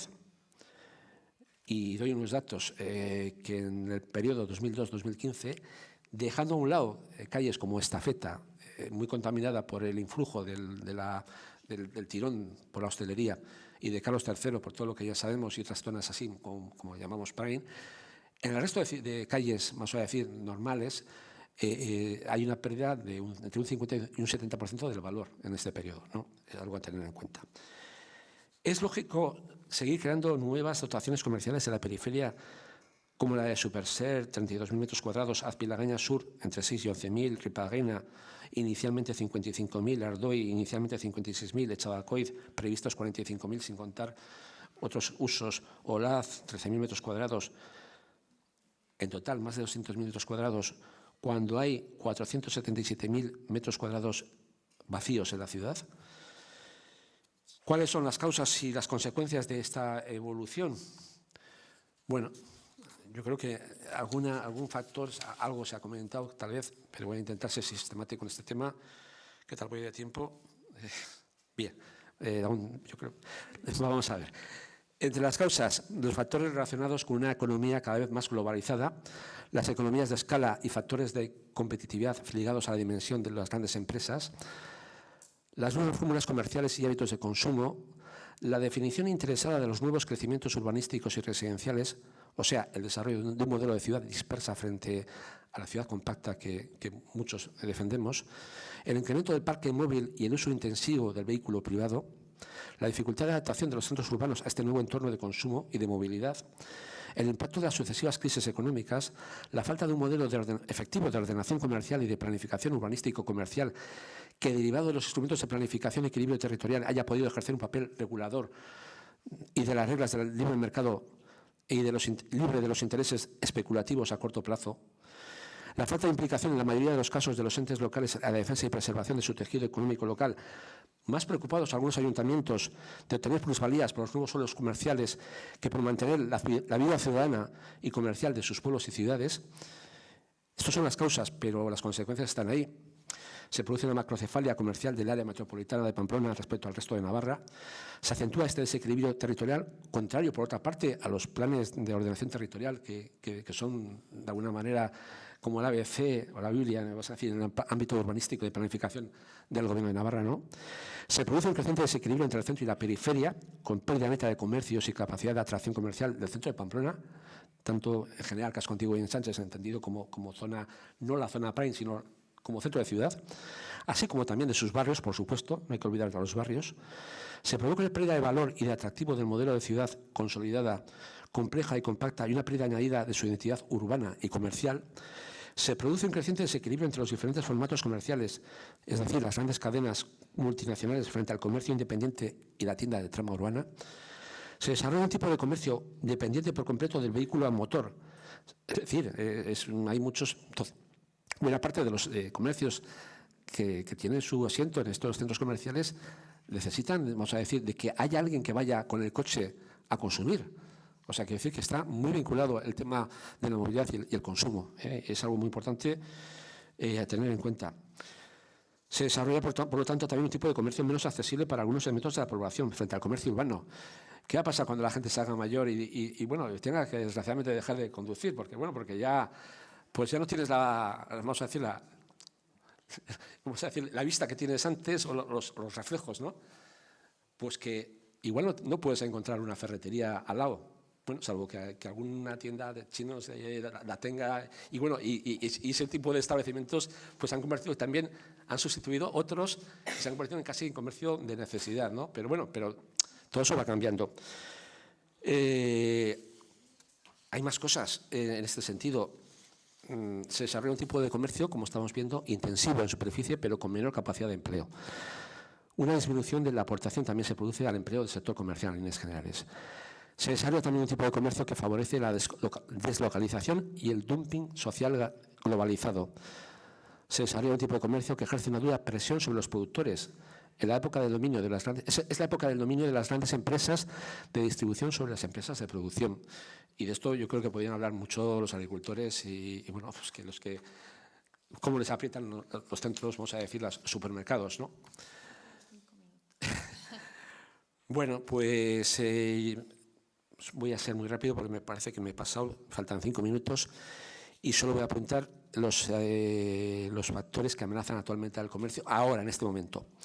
Hay algunos factores estructurales casi endémicos que seguimos arrastrando. De hecho, los acabo de citar algunos, y otros son de reciente incorporación. He dicho que la falta de un modelo efectivo de ordenación comercial y de planificación, vale, de acuerdo.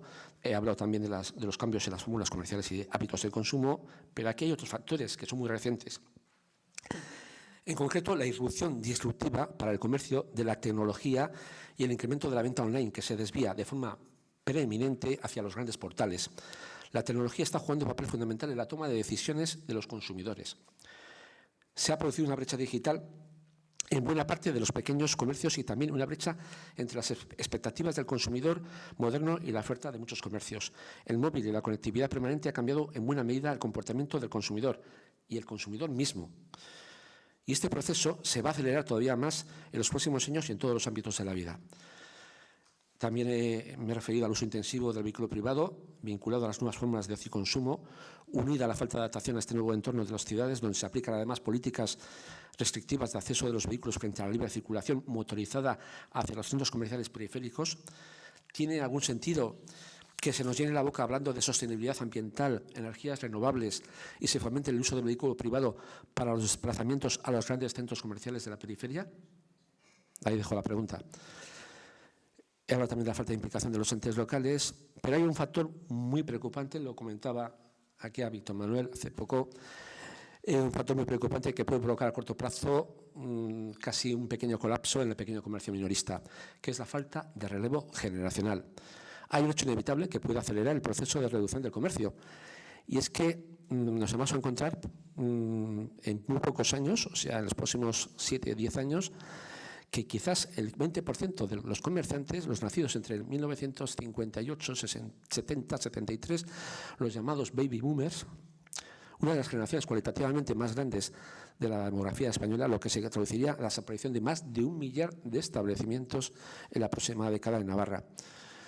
El problema es sangrante si tenemos en cuenta que en el 80% de los casos se trata de negocios perfectamente viables que generaban hasta ese momento empleo y autoempleo estable y de calidad.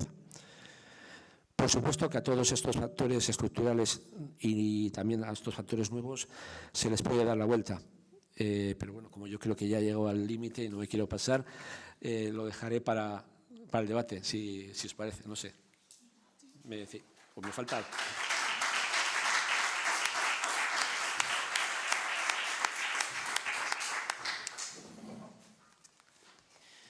Vale, pues ahora después de las ponencias pasaremos a la mesa redonda. Orain mahai ingurua izango dugu Óscar Braco, Isabel Elizalde, Paco Roda eta Carlos Albillorekin.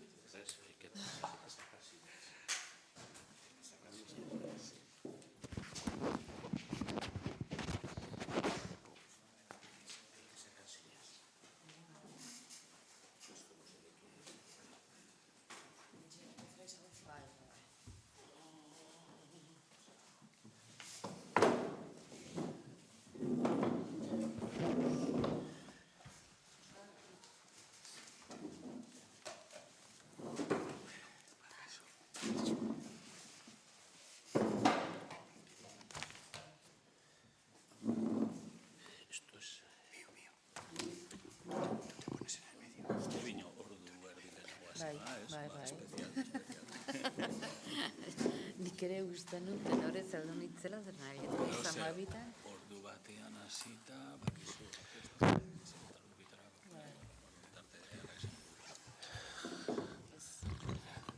Eguerdion. Bueno, merkataritzaren ikuspegiak, así se titula la mesa, perspectivas del comercio.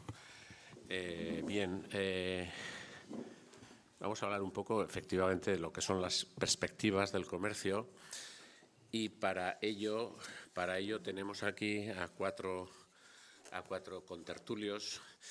Yo quisiera un poco, metodológicamente, yo voy a ser el introductor, no exactamente haciendo preguntas, pero introduciendo los temas. Quisiera decir también que no necesariamente en cada tema o en cada pregunta es obligatorio que los cuatro intervengáis, y quizá en algunos temas unos tengan más aportaciones que otros. Bien, para ello tenemos, empezando por nuestra izquierda, Isabel Elizalde. Es técnica en empresas y actividades turísticas por la Universidad Complutense, consejera de Desarrollo Rural, Administración Local, Medio Ambiente del Gobierno de Navarra entre 2015 y 2019. Fue directora de la entidad Cederna Garalur y actualmente ejerce como asesora en economía social. Aquí justo a mi izquierda, Óscar Braco. Óscar Braco ha sido durante años comercial en la emisora de radio Euskal Herria y Ratia, y en la actualidad trabaja en EDA Comunicación, empresa que entre otras cosas se dedica al diseño gráfico. Es miembro fundador de la Red Ibérica en Defensa del Patrimonio Gráfico, entidad que actúa para preservar rótulos comerciales de calidad gráfica. Es asimismo divulgador del gráfico comercial. Inmediatamente a mi derecha, Paco Roda. Paco Roda es licenciado en Historia Contemporánea y diplomado en Trabajo Social, trabajador social del Ayuntamiento de Iruña entre el 98 y 2020 y profesor asociado de la UMNA entre 2008 y 2012. Es, bueno, entre otras cosas, columnista en el Diario de Noticias, ha sido colaborador del País Semanal, coautor de varios libros, pero dentro de sus publicaciones El recientemente publicado Resistiendas tiene mucho que ver con el tema que estamos tratando, donde habla un poco de una serie de comercios del casco viejo de Iruña que están resistiendo. Esa es la... bien.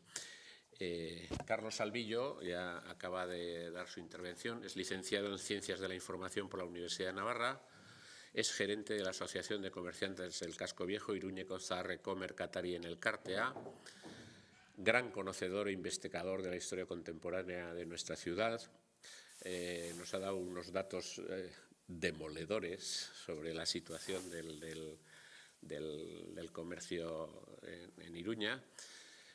Bien, ese conocimiento que tiene de la historia contemporánea, del comercio, bueno, yo quisiera destacar también que lo divulga en su magnífica web Memorias del Viejo Pamplona, que aconsejo porque bueno, tiene muchísima información y bueno, entre otras cosas es autor de un libro bueno, que tiene su importancia también, La historia de la radio en Navarra.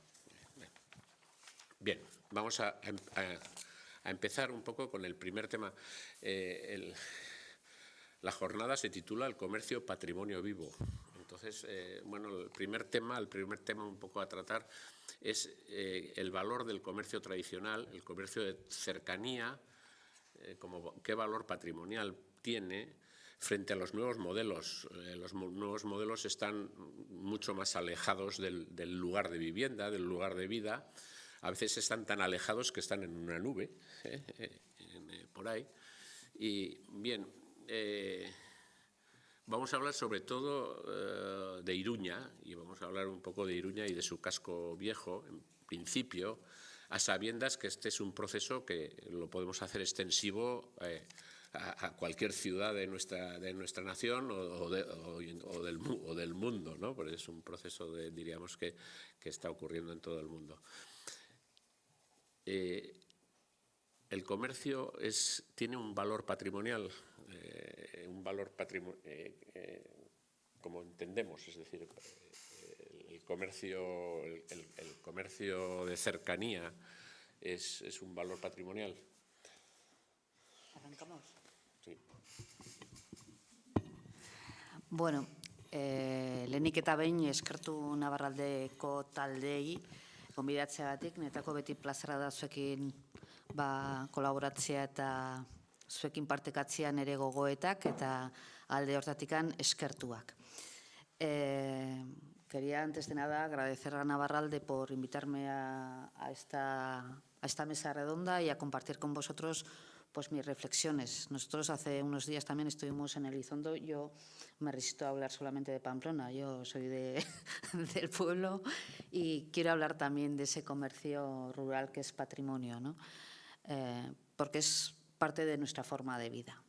Y mis reflexiones hoy aquí, aparte de por lo que se ha dicho ahora también, vienen porque he sido comerciante, que quizás es una parte menos conocida de mi vida profesional, pero yo he sido comerciante durante 10 años en Sant Esteban. Mi familia, mis tíos tenían una tienda de ropa, de esas, como decían en Pamplona, antes se comentaba de sastre y modista, que mi tía hacía las ropas a medida y el tío hacía los pantalones y los trajes a medida y he vivido, pues eso, aprendiendo a hacer pespuntes y haciendo hilvanes, o sea que algo sé.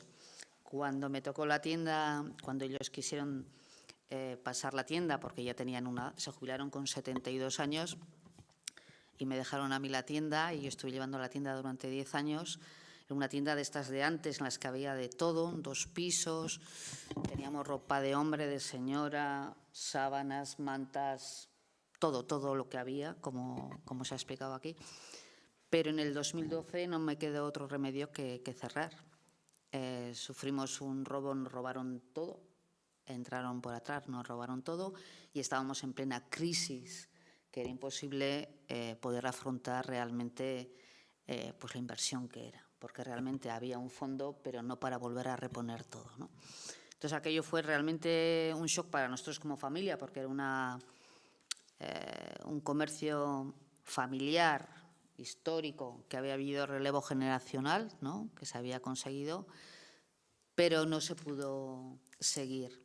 Entonces, realmente nosotros lo vivimos como un shock en la familia, mis tíos también, y en el pueblo también, porque los pueblos al final, las tiendas, los comercios son parte de nuestra vida, de nuestra sociedad, no son elementos ajenos. Hablamos con los tenderos, sabemos los tenderos, yo sabía de la vida de mis clientes, sabía lo que les pasaba, no les pasaba. Era una relación pues como la que sigue habiendo, yo creo, en muchos comercios locales, ¿no? Tú sabes cómo son, tú sabes qué es lo que necesitan, cuando pedías la ropa sabías para quién estabas pidiendo muchas veces, cuando llegaban cosas especiales llamabas incluso para decir, oye, mira, ha llegado esto, te vendrá bien, patatín y patatín, y esa era la relación. El otro día en la charla en el encuentro que tuvimos en Elizondo, que al final fue un encuentro entre varios, gente que tenía comercios históricos y que veíamos también un relevo generacional de una chica muy joven que ha cogido el negocio o ha empezado a llevar el negocio de su madre, volvían a insistir en esa relación cercana, en ese construir sociedad. Entonces, el comercio local lo que está es patrimonio porque es parte de nuestra sociedad. Somos constructores de una sociedad y de una manera de entender lo que tiene que ser la comunidad. Y yo creo que esas son cuestiones que muchas veces se pierden cuando vamos a ver esos grandes centros comerciales. Y es cierto que la sociedad va y tiene una tendencia muy grande hacia ir a ser cada vez menos comunitarios, ¿no? Somos cada vez más individuales, pero quizás tenemos que reivindicar desde los comercios ese punto de encuentro. En ese encuentro de Elizondo también nos echaron un jarro de agua fría con esto que estoy diciendo ahora, porque nos comentó una de las que estaba allá, hoy en día alcaldesa del Ayuntamiento de Sant Esteban, que había leído hace poco, la tendencia de los jóvenes, de cómo se comportan ellos a la hora de comprar.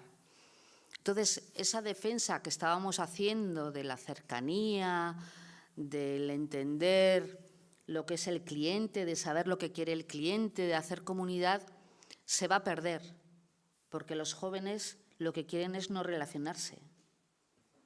Lo que quieren es tener el producto. No quieren pasar el tiempo hablando con el tendero, con el carnicero. Quieren la chistorra. Entonces les da igual que les llegue. Entonces, pues es un poco frustrante, ¿eh? Es una realidad y es algo a lo que nos tenemos que enfrentar. Y efectivamente yo creo que el comercio local yo lo he vivido como patrimonio familiar y creo que tenemos un gran patrimonio que está en riesgo de desaparecer. Pamplona para nosotros y todo lo que ha sido la estrategia territorial navarra y a lo que ha derivado la evolución de cómo se ha concentrado la población de Navarra en Pamplona y comarca, se ve claramente, si vemos gráficos, yo creo que en alguna sesión aquí también ya la presenté, cuando estuvimos hablando del despoblamiento en Navarra. Entonces, se ve cuál ha sido la evolución en Navarra en las últimas décadas y es sangrante como ver que se concentra toda la población en Pamplona y comarca y en el 80% del territorio quedamos apenas el 40% de habitantes. Y eso pues realmente es duro luego para conseguir mantener ese patrimonio que tenemos. Y bueno, ya me callo porque si no...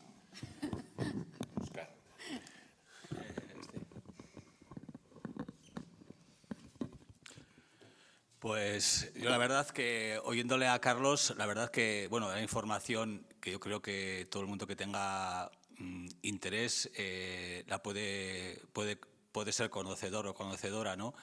Pero no sé, de repente recibirla toda de un golpe, pues es una fotografía de los últimos 20 años que es total y absolutamente demoledora, ¿no? Porque hemos pasado de un tipo de comercio minorista que fue hegemónico, ¿no? Durante, qué sé yo, varias décadas, ¿no? Desde los años 60, desde ese golpe que hubo trayéndolo aquí a Pamplona, de creación de esos barrios, ¿no? Desde La Milagrosa o el desarrollo de, yo qué sé, de La Rochapea, San Jorge, Burlada, que las calles eran comercio. O sea, ahora quizás se habla de centros comerciales a cielo abierto, etcétera, pero es que antes las calles eran eso, ¿no? O sea, había, bueno, no todas las calles, pero en cada barrio, en cada lugar, o en Burlada había 3 o 4 calles que eran portales y tiendas, ¿no? Yo creo que más o menos las personas que estamos aquí lo hemos conocido, ¿no? Que quizá estaba hasta un poco sobredimensionado, ¿no? O sea, había tiendas a patadas, ¿no? Fue la época de oro, ¿no? Del pequeño comercio, del pequeño minorista, ¿no? Pero evidentemente el panorama ha cambiado, no por nada, sino porque o sea, ahora estamos, no sé, somos no solamente el pequeño comercio, sino en general la mayoría de las personas somos damnificados, ¿no? De este, no sé, turbocapitalismo o algo así que verdaderamente es corrosivo para las personas y sobre todo para nada más y nada menos que para el pequeño comercio, ¿no? Para el comercio de cercanía. Es un sistema que es totalmente inhóspito, que no da ningún tipo de oportunidad a ese comercio, ¿no? Y es un comercio que verdaderamente tiene y aporta muchos valores, porque, por ejemplo, aquí en Pamplona, en aquellas calles o en aquellos barrios, y me viene a la cabeza, por ejemplo, Martín Azpilicueta, en San Juan, donde verdaderamente tiene un poco de oxígeno que, por ejemplo, no tiene que estar sujeto a la especulación de los precios de las bajeras. Ahí es un comercio que triunfa, que tiene diversidad y que da gusto, ¿no? Aparte, me imagino que de otra serie de factores, ¿no? Darse una vuelta por la Martín Azpilicueta y alrededores es que es un regalo, ¿no? Que, con muchos tipos de tiendas, también hay bares, claro que sí, pero eso es la mejor muestra de que esos valores, aparte del servicio, ¿no? Esos valores que aporta el pequeño comercio siguen existiendo. No sé, igual son ya comercios como náufragos, ¿no? Pero bueno, son comercios que más que resistir están no sé, no voy a decir triunfando, pero que siguen ahí. Claro, evidentemente hay una serie de factores que esas bajeras no están sometidas a grupos de inversión, a grupos de presión, a fondos de inversión, sino que son, en muchos casos, evidentemente, ¿no? Estoy un poco con la brocha gorda, ¿no? de las cooperativas, del vecindario, y lo que le interesa a esas cooperativas es que las bajeras estén ocupadas, como tiene que ser, ¿no? Porque si las bajeras, bueno, el dato que ha dado Carlos, ¿no? O sea, si el 50% de la superficie comercial está vacía, pues no es muy alentador, ¿no? Y en este caso, pues esas cooperativas, y sigo hablando en general, se encargan de que no pase mucho tiempo, de que si alguien ha cerrado por jubilación o por lo que sea, esa bajera automáticamente se ocupa, ¿no? ¿Cuál es el panorama general? Ya lo sabemos muy bien. Para esos grupos que he comentado, de grupos, fondos de inversión, promotores, constructores, etcétera, la ciudad es como una mina a cielo abierto, ¿no? Son grupos totalmente, no sé, extractivistas, ¿no? Que no producen ningún tipo de valor añadido Y lo mismo les da hablar de la estación, antigua estación de autobuses, como un solar, a ellos y a algunos políticos también, que no sé, que de repente, pues ahora plantear, no sé, o como se planteó, ¿no?, un Gendulain, que era fabricar una ciudad de 30.000 habitantes a no sé cuántos kilómetros de Pamplona, ¿no? Y ahí, pues se apuntaba no solamente pues los intereses puntuales de esas élites que estaban detrás, sino se apuntaban medios de comunicación, sindicatos, etcétera, ¿no? Entonces, son dos modelos y un resultado, que es que este comercio, que era total y absolutamente hegemónico, pues prácticamente está desapareciendo. Pero claro, no desaparece por casualidad, desaparece pues porque por una parte no se regula la entrada de, digamos, en su día, de grandes superficies, de Cortes Ingleses, de Zara, de ahora mismo también este desarrollo en vertical, ¿no?, que es ahora el que está de moda. O sea, les da lo mismo arrasar la ciudad que otra vez volver y en lo que queda, ¿no?, aprovechar, pues eso, ¿no?, yo qué sé, el edificio de la Vasco Navarra para hacer ahí un desarrollo vertical sin ningún tipo de regulación. O sea, puede ser 6 pisos, como pueden ser 20 pisos, puede ser el Corte Inglés con 15 pisos, 6 para abajo, 9 para arriba, eso es igual, ¿no? Y sin regular, por ejemplo, pues que de repente pueden existir muchas bajeras que lleven muchos años vacías y que, no sé, que no se cargue eso, pues no sé, los primeros años que estén esas bajeras vacías, pues que se pague, no sé, un 10% del valor catastral, y el quinto año, pues mira, te voy a cobrar un 50% del valor catastral, pues porque como te sobra el dinero y no la sacas al mercado, te da igual todo, pero por encima tiene que estar la ciudad y tiene que estar la ciudadanía. Pero bueno, de momento, por lo menos la mayoría de los partidos políticos no están en eso, y la ciudad está verdaderamente a los pies de unas élites, ¿no?, que más o menos todo el mundo nos podemos imaginar cuáles son. Bueno, Guardión, yo también sí que quería agradecer a Navarralde por la invitación y sobre todo por fomentar foros como este, que me parece que van al corazón de los problemas de la ciudad, ¿no? Y a mí sí que me gustaría, les he oído a los tres, ¿no?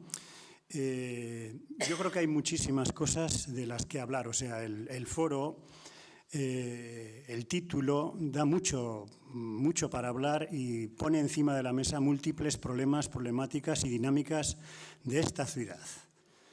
Podemos centrarnos en el casco viejo y podemos centrarnos en el comercio, en la gentrificación, que es lo que a mí me gustaría también exponer aquí. Pero antes de nada, sí que me gustaría, yo le he agradecido, y creo que hay que agradecer mucho a Carlos, el volumen de datos que ha aportado.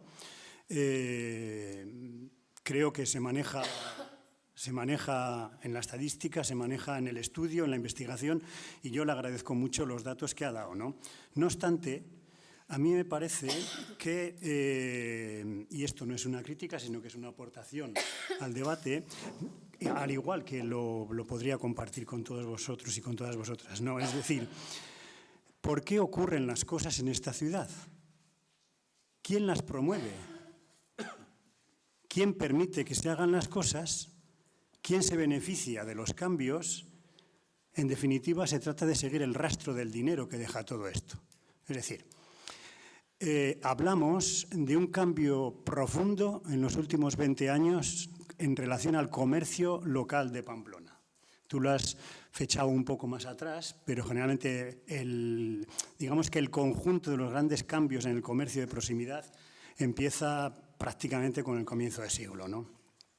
Y comienza prácticamente con el comienzo de siglo a raíz de algo que tiene que ver también en el resto de Europa y el resto de ciudades de Europa, como es el fenómeno de la gentrificación, que seguramente lo habéis oído más de una vez.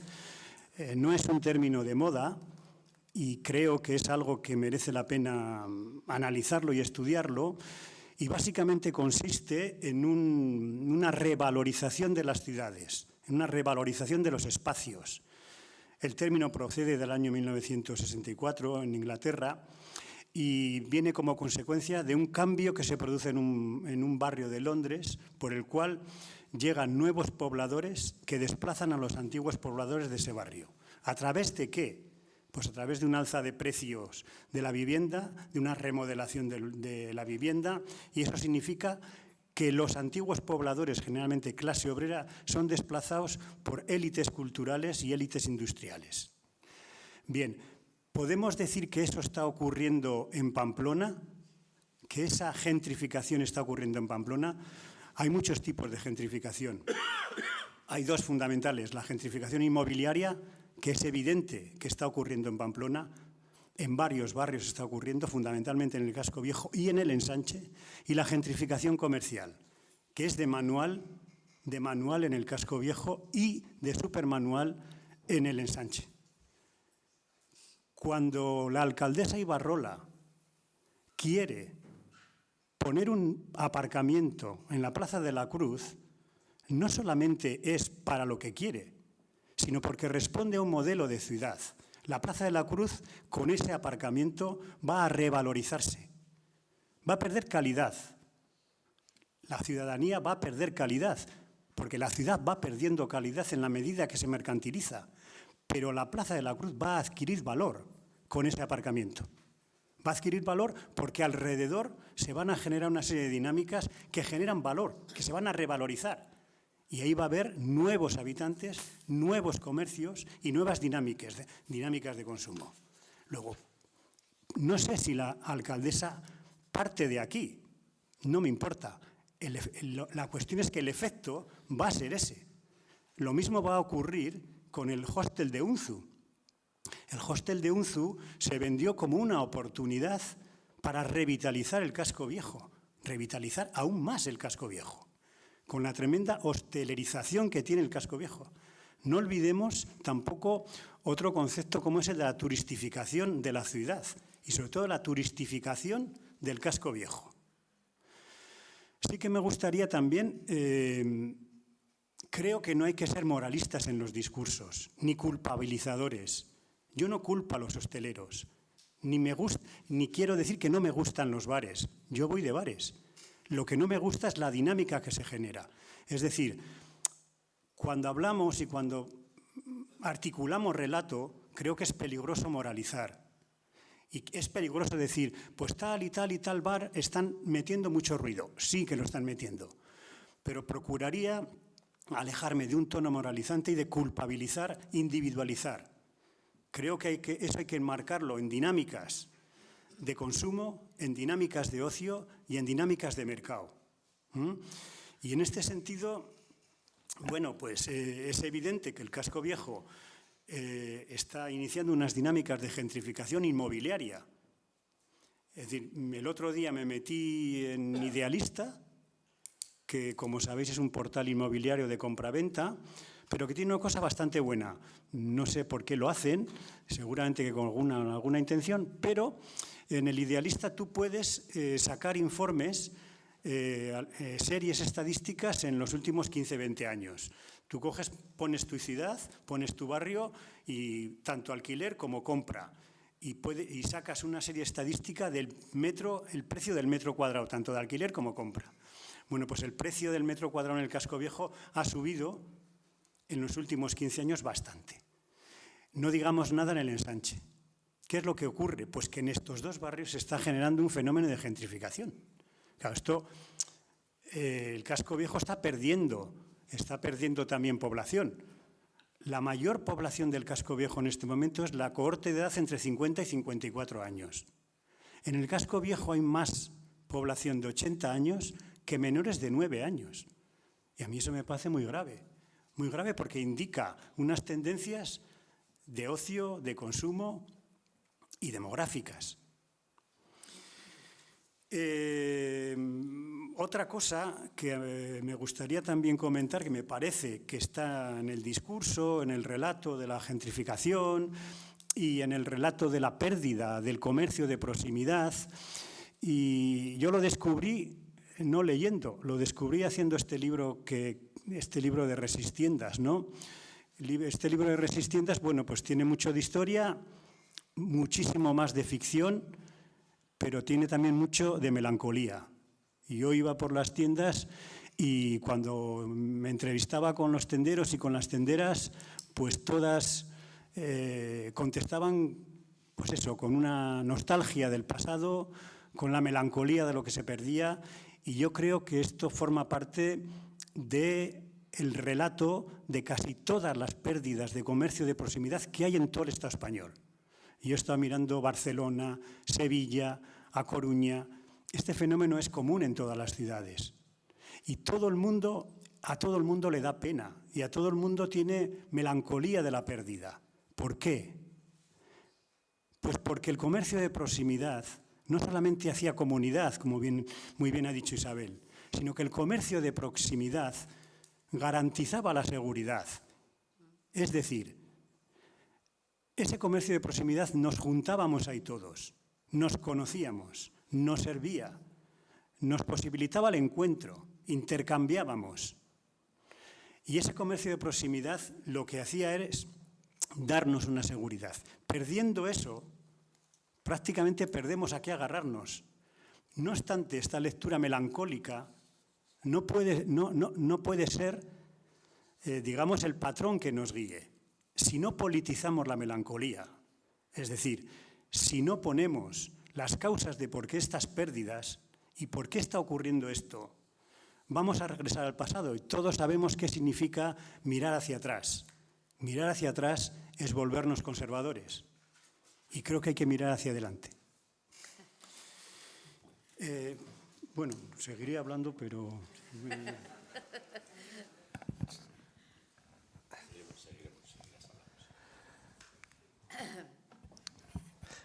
Bueno,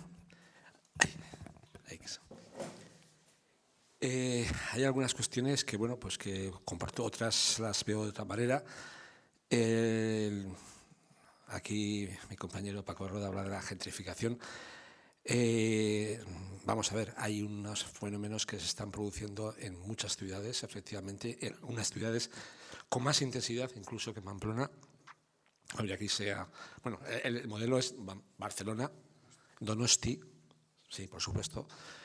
En Pamplona, que no voy a negar, evidentemente, que paralelamente a la pérdida de, vamos a decir, de atracción comercial, a la pérdida del peso del comercio en el casco antiguo, ¿qué ocurre? Se abre, y se abre, ojo, y hay que decirlo, que aquí no se dice, cuando se abre la mano, entre comillas, se aprueba una modificación en el PEPRI para permitir la instalación de cafeterías y restaurantes, se hace con el conocimiento y con la aprobación de las asociaciones de vecinos y de comerciantes, porque se vende, ese discurso se vende en ese momento diciendo que eso va a contribuir a revitalizar al comercio. O sea, yo aquí no escondo nada, hay que reconocerlo porque está en los papeles. ¿Qué ocurre? Que efectivamente, paralelamente a que el comercio está en declive, está en una situación de debilidad tremenda, la hostelería ocupa ese espacio y se produce un fenómeno de sustitución de la actividad comercial por la hostelera. En el casco antiguo siempre ha habido hostelería. Yo, como ha dicho aquí Víctor Manuel, que me preocupa un poco de mirar la historia de la actividad económica del comercio de hostelería de esta ciudad, no de ahora, sino desde el siglo XIX, en la calle Estafeta, calle San Gregorio, San Nicolás sobre todo, y alguna otra calle, bueno, y no digo Descalzos y Jarota, que estaba lleno de tascas y tabernas, y ha habido siempre hostelería. Pero lo que pasa es que había una palabra que creo que hay que recordar. Estaba en equilibrio con la actividad residencial y con la actividad comercial. Era todo un mix que no producía fricciones. Yo creo que los vecinos que vivían en el casco viejo, pues bueno, tenían la tasca abajo. El modelo de consumo en la hostelería no era el que es ahora. El consumo se hacía de manera, vamos a decir, total, iba a decir predominante, total, en el interior de los locales. Ahí hay una serie de fenómenos que se van produciendo que hace que efectivamente esto provoque fricciones y provoque, bueno, más que fricciones, provoque que mucha gente se vaya al final del casco viejo, lógicamente, porque se hace difícil vivir, ¿no? Pero yo recordaría que el secreto está en haber mantenido ese equilibrio. Se ha roto. Primero, porque efectivamente a finales del siglo XX y primeros del XXI se produce en Pamplona, quizás con más retraso que en otras ciudades, el desembarco, también hay que decirlo, favorecido desde instancias gubernamentales, y no sé si habría que decir nombres, pero bueno, yo que llevo 27 años en la gerencia del casco antiguo podría tener esa perspectiva y yo sé quiénes son los culpables políticos y técnicos de que tengamos este modelo comercial y de ciudad, al menos en Pamplona, y esta falta de sensibilidad, porque yo veo que, por ejemplo, que incluso en Cataluña hay una cultura de cariño y de apego al tendero, al botiguer, cosa que aquí, la verdad, en instancias institucionales, o sea, instancias gubernamentales no lo hemos visto por ningún sitio. Siempre, desde instancias gubernamentales, se ha vendido que el comerciante vive muy bien, que se está aprovechando del vecino de Pamplona, cobrando y dando un trato de pena, cuando después se hacen estudios y resulta que la atención al cliente en el comercio del casco antiguo es la que mejor valoración tiene por parte de los consumidores. Yo no hablo de otras zonas, pero hablo del casco antiguo, que tiene otra filosofía, otra manera de funcionar. Y yo creo que, insisto, se ha preparado el camino, el terreno, y ha habido una falta de sensibilidad, y sigue habiéndola, y sigue habiendo, porque cuando ha habido cambios en el gobierno, y ha habido otros gobiernos de otro color, y se nos sigue vendiendo que es necesario que viniese IKEA, porque eso era fabuloso, pues que no nos vendan la moto. O sea, ni nos vendan la moto, ni unos ni otros. Yo creo que hay que ser coherentes y mantener un discurso coherente también en el tema comercial. Insisto, fenómenos de gentrificación, la gentrificación comercial que vemos en lo que es Carlos III y ahora García Jiménez es evidente. Los precios de un local ahí superan, vamos a decir, ya no los 6 dígitos, sino muchos más. Estás hablando de 15.000, 20.000 euros por local. En el casco antiguo, a ver, sí que ha subido el precio de la vivienda, no está entre los más caros, el más caro es el Ensanche, después creo que está también el Cairu, Turrama, ha subido en el casco antiguo, sí, pero el casco antiguo no es una realidad uniforme, hay muchos cascos antiguos, no es lo mismo el precio de la vivienda en la zona de Plaza del Castillo de Zapatería que en Descalzos, o sea, también hay que matizar, porque si no al final la imagen que se da, y te lo digo con todo el cariño del mundo. Y bueno, yo de todas maneras tampoco querría ser negativo, aunque la realidad es la que es, y la realidad es bastante sombría. Y a mí me gustaría lanzar un mensaje positivo, transmitir una imagen de positividad. Creo que hay tiempo, no sé si hay tiempo, pero sí, si hay ganas, si hay voluntad, por parte, vamos a decir, de todos. O sea, al final esto tiene que ser un esfuerzo compartido. Y cuando digo esfuerzo compartido, tiene que ser algo que vaya calando de abajo hacia arriba. Es decir, aquí todos somos consumidores y la última decisión la tienen ustedes, o sea, la tenemos todos. Tenemos un problema muy gordo, efectivamente, la gente joven. Ahora se habla de la generación Z, de la generación X, no sé cuántas generaciones hay. Esa generación Z, evidentemente, no son nuestros clientes. Y es un drama.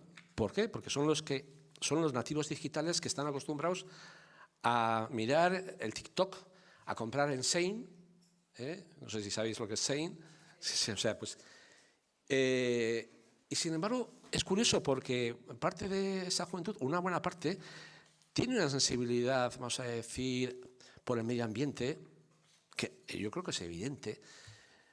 Bueno, pues creo que hay que trabajar y hay que concienciar quizás también a las nuevas generaciones de que no se queden solo en la parte, vamos a decir, de medio ambiente, que al final estamos hablando de que el comercio tiene más implicaciones, que el acto del consumo trasciende mucho más allá, que el acto de consumo no es algo totalmente inocuo, que depende de dónde compres, igual estás favoreciendo la explotación laboral en otros países. No nos preocupemos, que hay que preocuparse solo del medio ambiente. Si queremos un mundo justo, más justo, habrá que hacer ver a la gente que es necesario que su entorno tenga vida y que su compra por internet, en Amazon, en Shein, tan barato, esa camiseta tan barata que le sale a 6 euros, eso es porque a alguien le están pagando mucho menos que lo que realmente merece. Estamos hablando de una explotación. Entonces, yo creo que hay muchísimas cosas que hay que trabajar. A nivel interno, por supuesto, también a nivel interno del comercio tenemos que trabajar en ámbitos, es decir, hoy, lo he dicho antes, hay un problema de economías de escala y de concentración empresarial.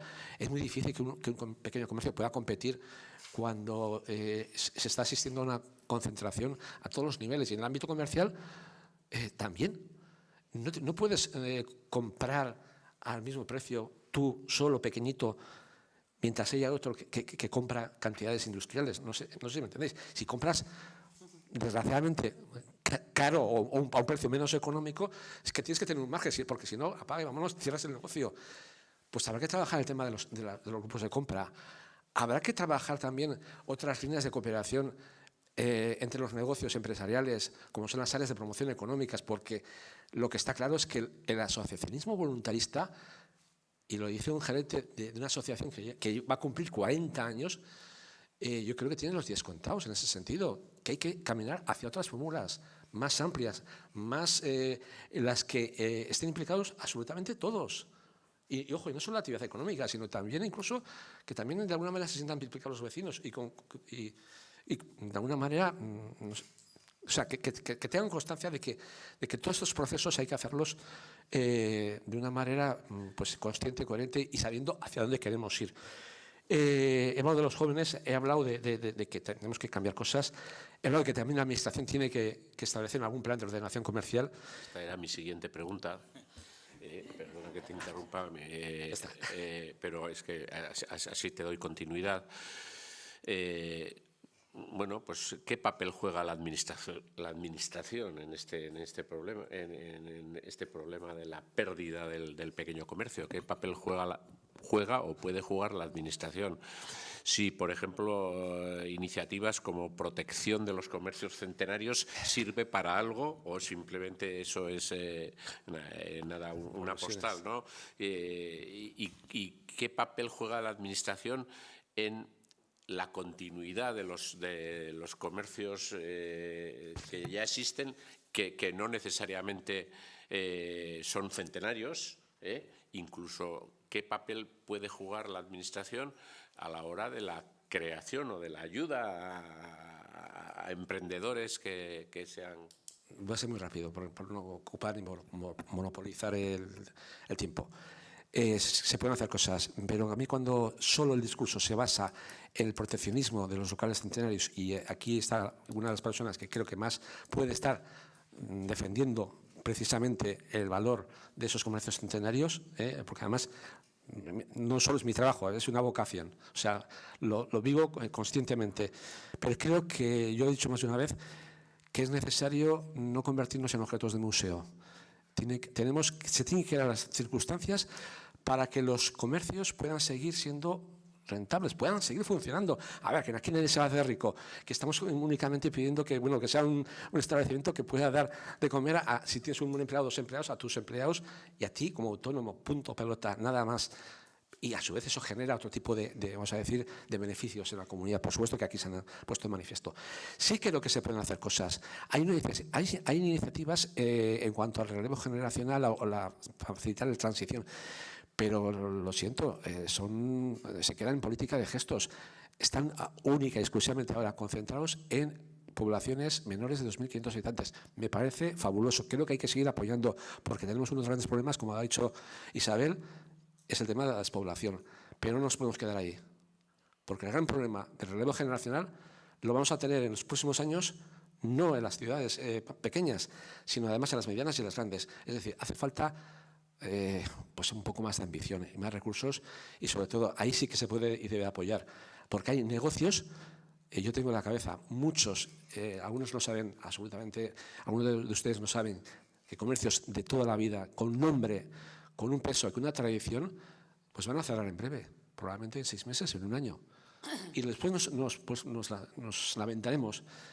Creo, claro, no hay gente también, es que no hay gente que quiera coger un negocio, es que hay muchas cosas. Bueno, no quiero seguir hablando porque es que si no me pegaría toda la...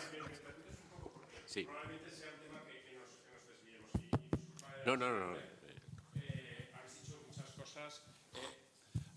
Óscar, en Martínez Pilicueta el 50% de las bajeras son de la cooperativa y el 50% son privadas. pero la cooperativa tiene la gestión inteligente de que prefiere locales ocupados que especular con los locales. A lo que voy de la administración, me parece un tema importante el que desde la administración se pueda fomentar una formación profesional de comercio de verdad. Y vámonos a un ejemplo muy simple, la Escuela de Pastores de Ordizia.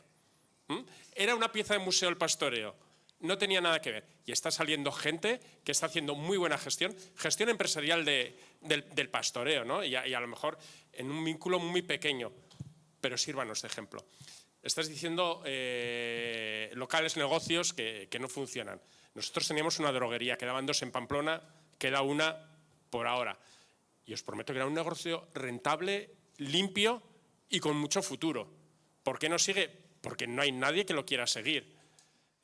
Es una fuente de vida, hay posibilidades. Tenemos que cambiar también la imagen de la gente joven en cuanto a que pueda ver que ahí hay un oficio, una manera de sacarse la vida y a eso se le pueda dar continuidad, que siempre habrá oportunidades. Y ahí enlazo, Carlos, ya sabes mi discurso, que no nos vendan la moto de que el IKEA es bueno, pero no vendamos la moto de que antes nos hacíamos ricos los comerciantes y ahora no hacemos más que llorar. Gracias. Sí. Cojo, vale. Bueno, se están diciendo muchas cosas muy interesantes y seguramente el debate se alargaría a la tarde si siguiéramos, ¿no? Pero igual merecería la pena. Pero bueno, varios conceptos. Contestándote a que no hay que mirar atrás, yo creo que hay que mirar atrás. Ayer mismo estábamos en Sant Esteban, estaba Jaime Izquierdo presentando su libro de Función Pública y estábamos en el Ayuntamiento de Sant Esteban y yo saqué a colación unas palabras de Julio Caro Baroja en el año 73. Y ya en el año 73 Julio Caro Baroja decía que está claro que las sociedades tenemos que aprender de las tecnologías nuevas y que tenemos que seguir avanzando porque tenemos que ir mejorando siempre. Pero muy malas tecnologías hay si no aprendemos de las tecnologías del pasado. Y yo creo que esto es lo que nos está pasando. Yo creo que lo que nos está pasando como sociedad y con lo que estamos construyendo es que se nos ha olvidado en 40 o 50 años las sabidurías que teníamos en los barrios, en los pueblos, en el casco viejo de Pamplona y que nos hemos llenado de orgullo, ¿no? Porque hemos ido a estudiar y ya sabíamos mucho y entonces pues sabíamos tanto que con lo que ya sabíamos pues íbamos avanzando, ¿no? Pero resulta que no mirábamos bien, que no teníamos la vista bien graduada. Y resulta que lo que sabían esos comercios de los pueblos y del casco viejo, sabían de relaciones y sabían de cómo hacer negocio, porque entre unos comercios y otros se hacía negocio. No solamente era el negocio del vecino, sino se hacía negocio también con el de Roncal que traía el queso o con el de la Mejana o el de las huertas y aquí se movía todo, porque al final era un movimiento, era una actividad agraria, agrícola y ganadera que podía haber en el entorno de Pamplona y se generaban ahí dinámicas. Eso lo hemos olvidado. Hemos olvidado la importancia que tiene el comercio para construir nuestros paisajes, no solamente el de la ciudad, sino el de en cuanto que sales de la ciudad. Son paisajes que vienen de una construcción humana. Bueno, desde ahí se podría hablar de muchas cosas, ¿no? Pero a la pregunta, o sea, ahí hay mucho tema, mucho recorrido que hablar, que reflexionar sobre lo que hemos hecho bien, lo que hemos hecho mal y lo que deberíamos de aprender. Y hay un concepto que que lo escuché la primera vez en la Universidad Pública de Navarra, que es el tema de la retroinnovación. Es decir, creo que siempre tenemos que innovar, tenemos que ir para adelante y ahora nos toca eso, pero tenemos que echar un poco la vista atrás, aprender qué es lo que se sabía hacer bien, porque no todo se hacía bien, desde luego, pero qué es lo que se sabía hacer bien, qué aprendizajes tenemos ahí y cómo lo adaptamos al siglo XXI. ¿Qué es del común, de la sociedad, de qué construcción de sociedad queremos hacer, de ciudades, para avanzar hacia ahí? Y en cuanto a qué es lo que tiene que hacer la Administración o qué es lo que puede hacer la Administración, yo creo que la Administración puede hacer muchas cosas. Y en la Administración hay muchas capas que hay que tener en cuenta. ¿Cuál es uno de los problemas que tiene la Administración? Que yo lo he vivido, que es que la Administración trabaja en vertical. Cada uno tiene su cacho. Uno tiene ordenación del territorio, otro tiene prevención de riesgos, otro tiene medio ambiente y otro tiene comercio y turismo.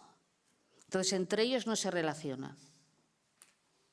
Y la vida se tiene que entender, cualquier actividad, la comercial, es un ecosistema que tiene múltiples relaciones, con lo cual la ley de ordenación del territorio tiene que saber qué es lo que pasa con la ley de cambio climático o qué es lo que pasa con la lefraya o qué es lo que pasa con el sector primario, para que resulta que en la administración, para hacer una compra pública de productos de proximidad, pues resulta que es muy complicado. ¿Por qué? Porque como tenemos una ley de contratación pública que lo que está diciendo es que hay que ir a concurrencia competitiva y con lo cual tienes que comprar al precio más barato de mercado, ¿qué es lo que compramos? Lo más barato.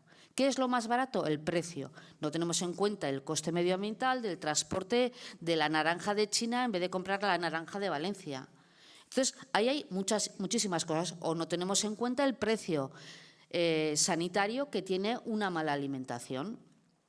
Entonces, hay muchos elementos que no se tienen en cuenta. Y una de las primeras cuestiones que tiene que hacer la Administración, desde mi punto de vista, es ella misma estructurarse desde otra manera y abordar las problemáticas que hay en el territorio y en las ciudades y en lo que gestiona desde todos los ángulos, desde todas las miradas, porque si no, cada uno nos encontramos que defiende lo suyo y cada uno con su miradica. Y la del patrimonio, no me cambies ni un ápice de esta fachada, porque si no, estamos perdiendo el patrimonio, ya. Pero es que si no la cambio, no tengo lo de habitabilidad y entonces no va a venir nadie y entonces se me va a caer y vamos a tener el patrimonio en el suelo. Y eso es lo que está ocurriendo. Eso es lo que está ocurriendo. Entonces, o realmente nos atrevemos a darle una vuelta a la Administración para realmente, entre todos, porque hay mucho conocimiento en la Administración.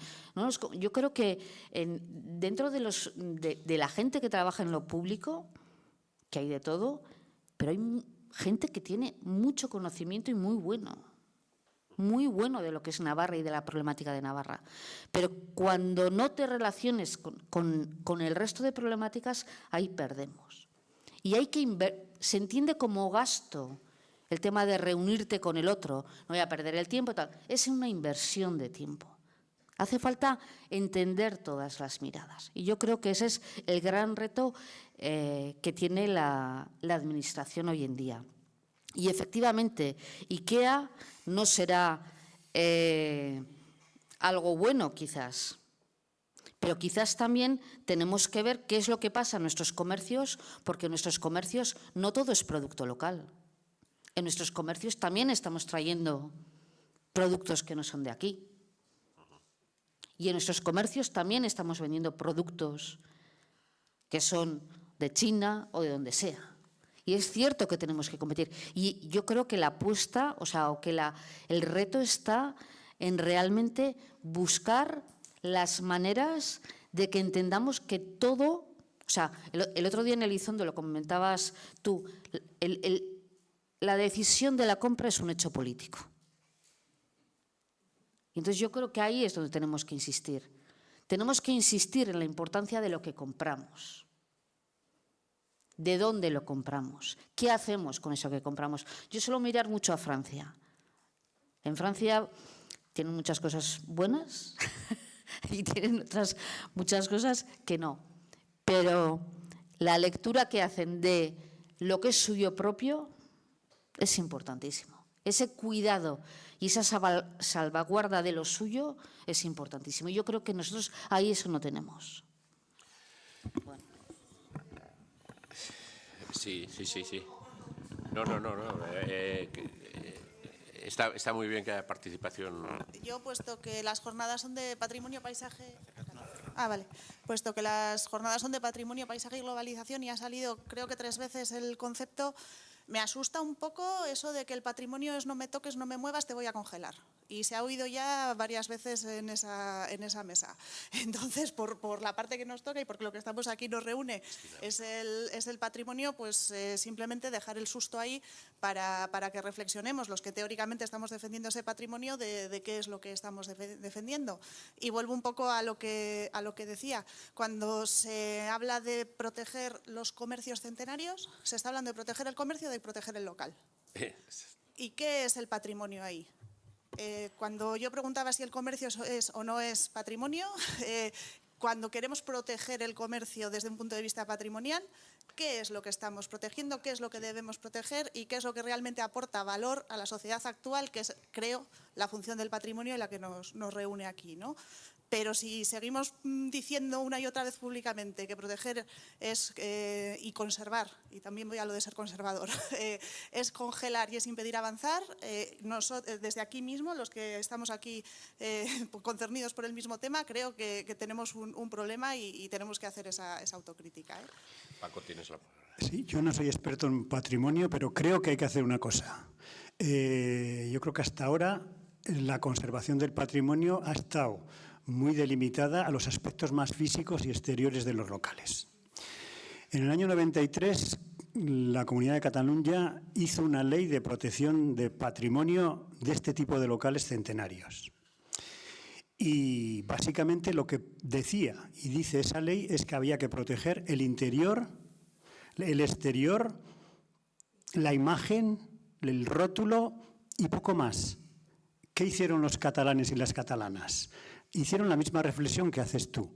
Dijeron, protegiendo esto, nos quedamos en el aspecto meramente formal de la protección. Y en el año 22 han sacado adelante, y yo creo que es de las cosas que podíamos hacer aquí como administración, le han dado la vuelta a la norma y han añadido algo fundamental. Hay que proteger la actividad. De tal manera que la actividad, si yo voy a comprar ese negocio, esa farmacia, Aguinaga, no me pueda montar una mercería, tenga que seguir con la misma actividad. O al menos tengo que pedir permiso.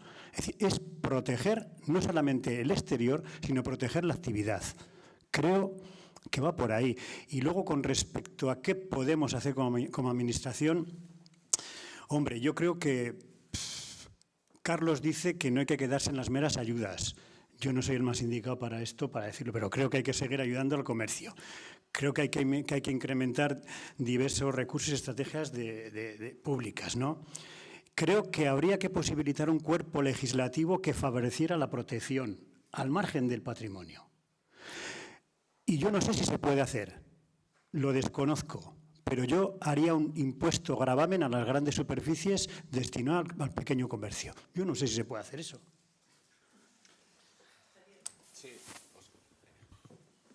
Sí, bueno, abriendo el... ¿Hoy vas a hablar tú, Iñaki? Ajá.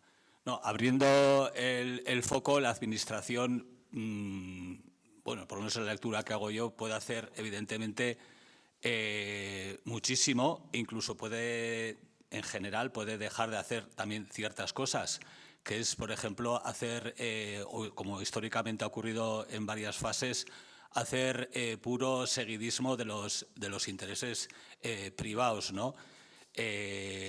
O sea, la ciudad, el modelo de ciudad, desde luego no se improvisa. Si tenemos ahora el desarrollo que tenemos en Pamplona o en la cuenca de Pamplona, con ese desequilibrio territorial que es que no sé ni cómo calificarlo, ¿no? Que resulta que estamos aquí, la mayoría de la población de Navarra estamos prácticamente, no sé, como se decía antes, en un corrico, ¿no? Que hay ciudades como Estella, que poco a poco están perdiendo población, que ya lo que era Tierra Estella, Estellerría, está desapareciendo. Esa función que tenía, pues, por ejemplo, Estella o Tafalla como cabecera de comarca está prácticamente desapareciendo. O sea, se hace una serie de infraestructuras, pues en este caso la autovía, que más que para llevar gente a Estella vale para vaciar Estella. No quiere decir que no se haga la autovía, pero ahí hay una serie de intereses que desde luego en este caso no sé si estaba la ciudadanía en primer plano o había otro tipo de intereses, o viniendo a Pamplona, pues no hablemos del Corte Inglés o de operaciones urbanísticas que desde luego se deben a intereses privados, desde, no sé, las grandes superficies, no solamente grandes superficies, sino que tuvieran esa dimensión, porque desde luego hay grandes superficies y grandes superficies, que se abrieron varias en los 90, en los 2000, todas las que están o han estado programadas, esa superficie que ya está aprobada en la avenida Zaragoza, que la realización es totalmente oscurantista, o sea, que se saca además a la velocidad del rayo, que están implicados, por ejemplo, no sé, comisiones UGT van a ir ahí, ¿qué va a pasar con el edificio en el ensanche? A ver si va a ser también otro desarrollo vertical, esto lo dejo ya como algo aventurado. ¿Qué pasa? Que una entidad privada puede marcar el desarrollo del ensanche como Salesianos. ¿Qué ocurre para que, no sé, una Subinsa pudo caer en riesgo de quebrar porque una institución privada como Salesianos quería irse de ahí pero con todo pagado? Voy a repetir otra vez, Gendulain. Porque Gendulain no existe pues porque llegó, bueno, hubo ahí una serie de hechos, que no vamos a recordarlos, pero ¿qué influencia podía tener una ciudad de 30.000 habitantes a tomar por el saco? ¿Cómo se elaboró Ripagaña? Ripagaña se construye y resulta que se hace al estilo de cómo se hacían los barrios en Pamplona. Construimos y luego ya veremos qué dotaciones les aportamos, ya veremos cómo organizamos y si hay que construir por los antiguos caminos de la Milagrosa, se construye. La cosa es construir, ¿no? Todo Ripagaña, o sea, antes de ayer se ha construido ahí, o sea, ahí y así. No hay instituto, la Ripagaña de Burlada tiene que ir al centro de salud, o sea, que la administración puede hacer muchísimo y sobre todo no sé, en un mundo que de momento no existe, no hacer mero seguidismo de esos impulsos privados, de esos intereses privados que ven la ciudad y como un solar. O sea, para ellos la ciudad es un solar donde se puede hacer dinero y si ahora tengo que salir de la ciudad, salgo de la ciudad. Y si ahora tengo que volver al asalto del centro, vuelvo al asalto del centro porque es que me da todo igual. Y ahí puedo incluir, pues bueno, a esos fondos de inversión y luego, pues bueno, la parte de aquí, ¿no? Que pueden ser ciertos grupos hosteleros o puede ser, hay cada quien que ponga a quien quiera. Resultado que el comercio de cercanía se ha convertido en algo residual y evidentemente puede también tener su futuro siempre y cuando se le dé algo de oxígeno. O sea, que no tiene que ser un recuerdo del pasado o algo museístico, sino que algo que tenga su funcionalidad. Eso sí, claramente para gente que tiene más de 50 años. Por desgracia es así.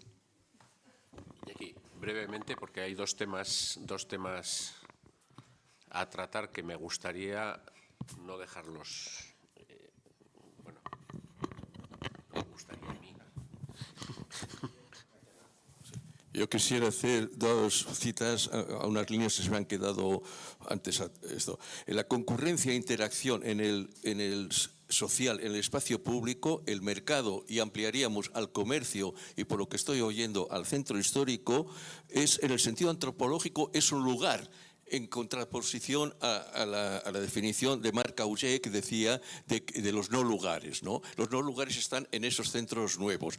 Y el mercado compone una página trascendental en la historia y la memoria popular.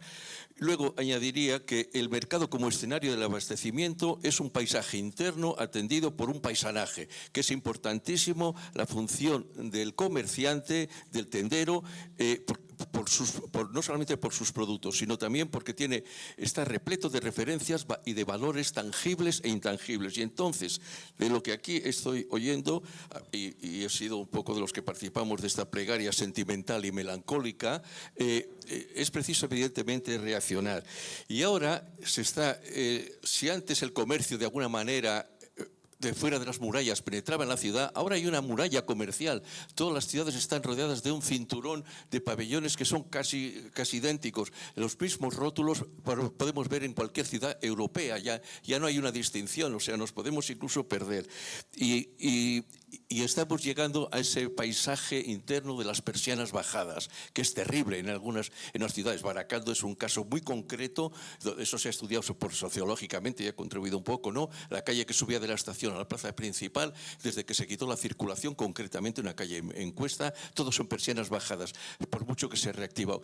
Y coincidiendo con lo que se decía aquí, quizá un remedio sería que los nuevos desarrollos urbanos, en lugar del ayuntamiento cobrar una tasa, una cesión porcentual en dinero, pudiera hacerse cargo en los nuevos desarrollos de las bajeras o centros o locales comerciales y los cediera o pusieron las obligaciones de que haya como mínimo una ferretería, una mercería, etcétera, y una serie de comercios vitales para que esos nuevos desarrollos urbanos se activen en ese barrio. Y con lo que se ha dicho o costos muy bajos de alquileres. Y con lo que se ha dicho de la Plaza de la Cruz, que he seguido a distancia, ahí hay un concepto que también lo ha manejado Isabel Elizalde, que es el precio y el valor. Ahí se pretendía hacer una revalorización en torno al aparcamiento, pero eso tenía un alto precio negativo para el vecindario y para la socialización. Por lo tanto, eso es todavía y hay hechos que la globalización es imparable. Que en una ciudad como en Donostia, el mercado de la Brecha, venga la gente a comer bocadillos de McDonald's, cuando es una ciudad que hace unos bocadillos riquísimos, es que empieza a haber una perturbación ya casi mental. Bien. Un apunte nada más. Sí. En Barcelona existe el caso de que el ayuntamiento compró en su día, creo que fueron 50 bajeras, se gastaron 16 millones precisamente en la línea que has comentado tú. Bien, yo añadiría que, bueno, desde el punto de vista de la administración, el Ayuntamiento de Pamplona tiene 3 mercados municipales que tiene semi-abandonados en todos los sentidos.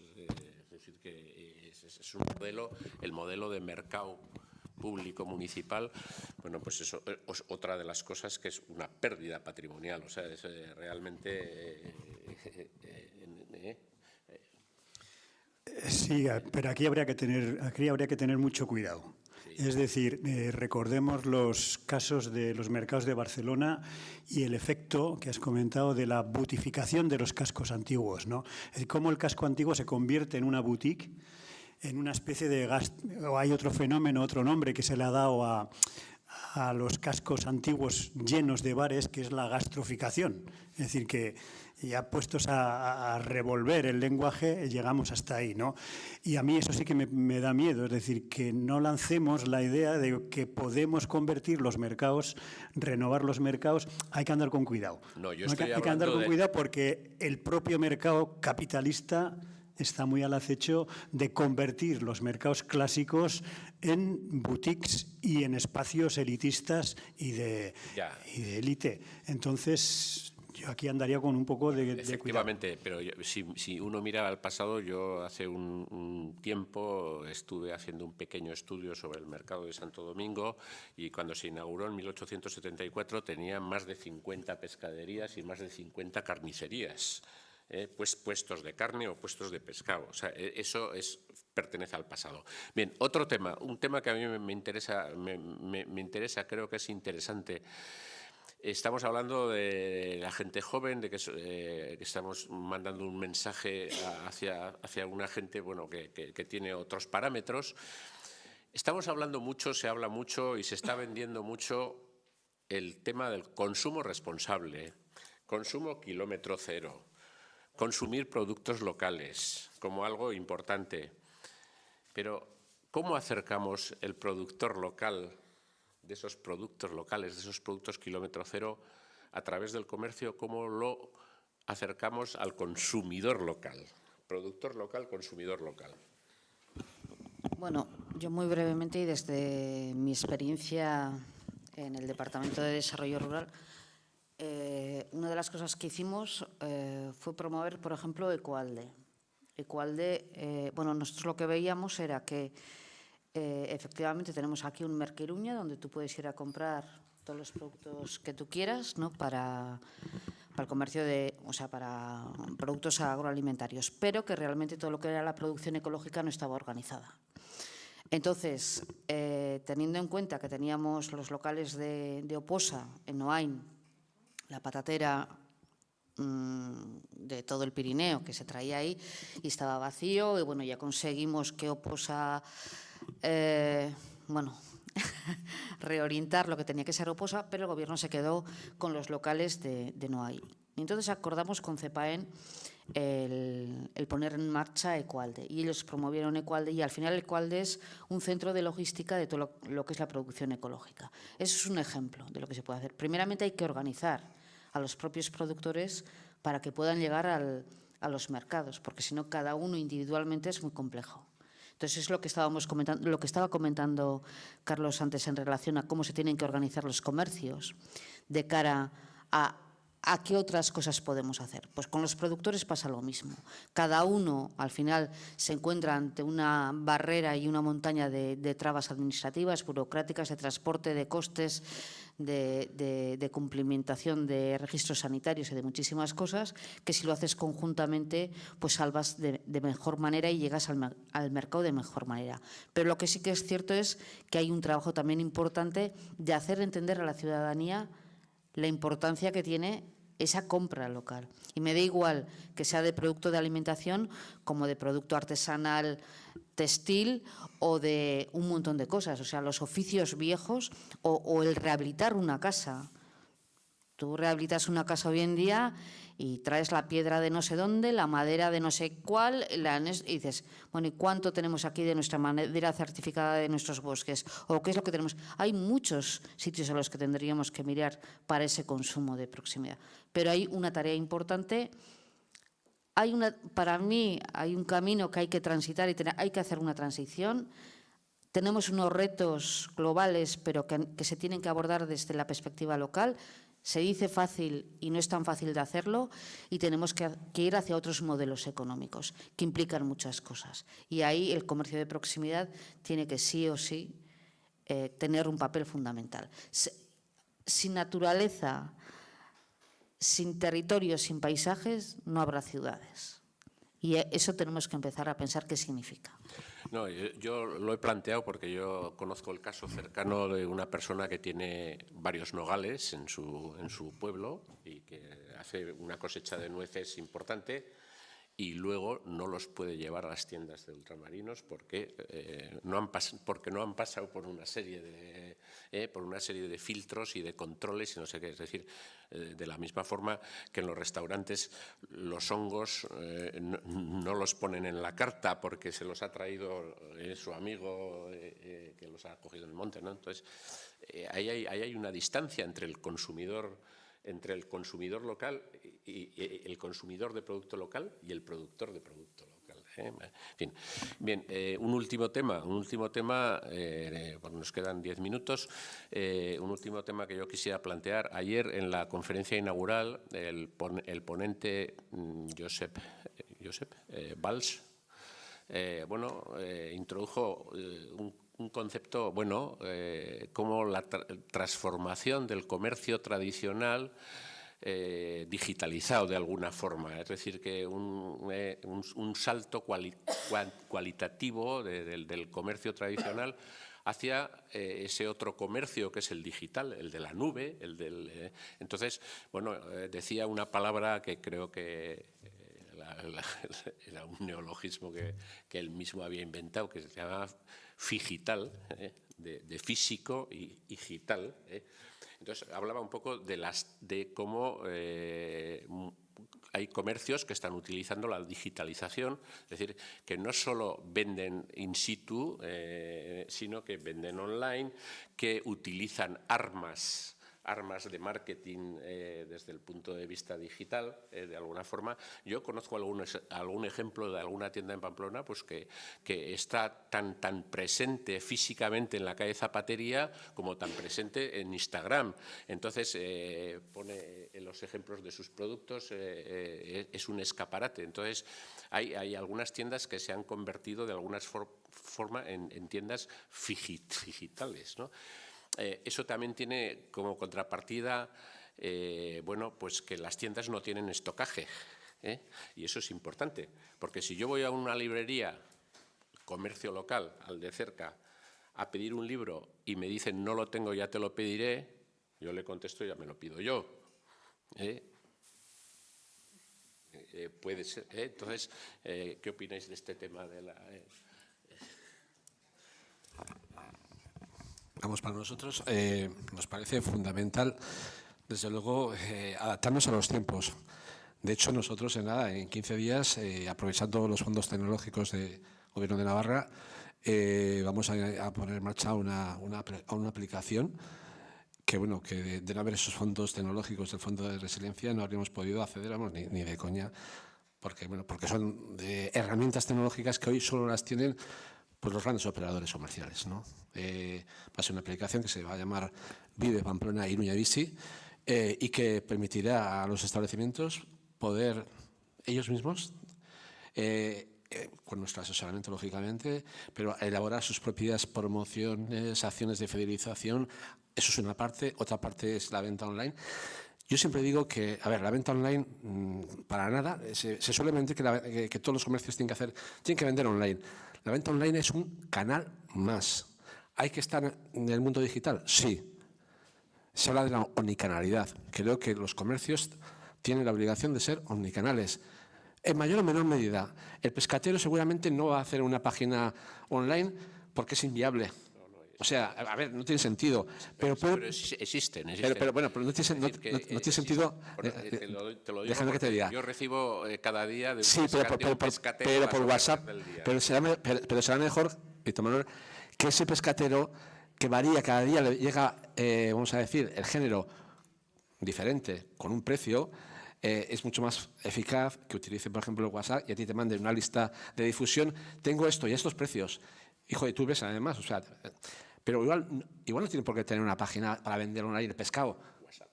O sea, quiero decir que no todo el mundo tiene por qué tener esa página. Hay otros que sí, e insisto, será un canal más. Lo que estamos comentando, bueno, pues es una herramienta que va a servir para toda la zona comercial globalmente y también para cada establecimiento. Yo creo que ahí, desde luego, desde las entidades que agrupamos al comercio, tenemos que hacer un esfuerzo para, bueno, pues para poner a disposición de los pequeños comercios esas herramientas que tienen o que han tenido hasta ahora los grandes centros comerciales y los grandes operadores. E insisto, como he dicho yo antes, tenemos que seguir creciendo, seguir generando economías de escala y el mundo digital es algo que está aquí y que no nos queda otra, ¿no? Por supuesto, sin olvidar algo muy importante, porque el mundo digital también es un poco frío, ¿eh? Eso de no, yo creo que tenemos que recuperar y no perder lo que ha sido una de nuestras señas de identidad, que es el contacto personal. O sea, es ser lugar de encuentro también el comercio. Está bien que ese comercio tenga una cuenta en Instagram y si me apuras hasta en TikTok, pero bueno, lo más importante es no perder de vista en lo que eres fuerte. Y lo que eres fuerte es eso, es la atención al cliente, la cercanía, esas cosas que será muy difícil, por no decir imposible, que otros formatos comerciales lo puedan desarrollar.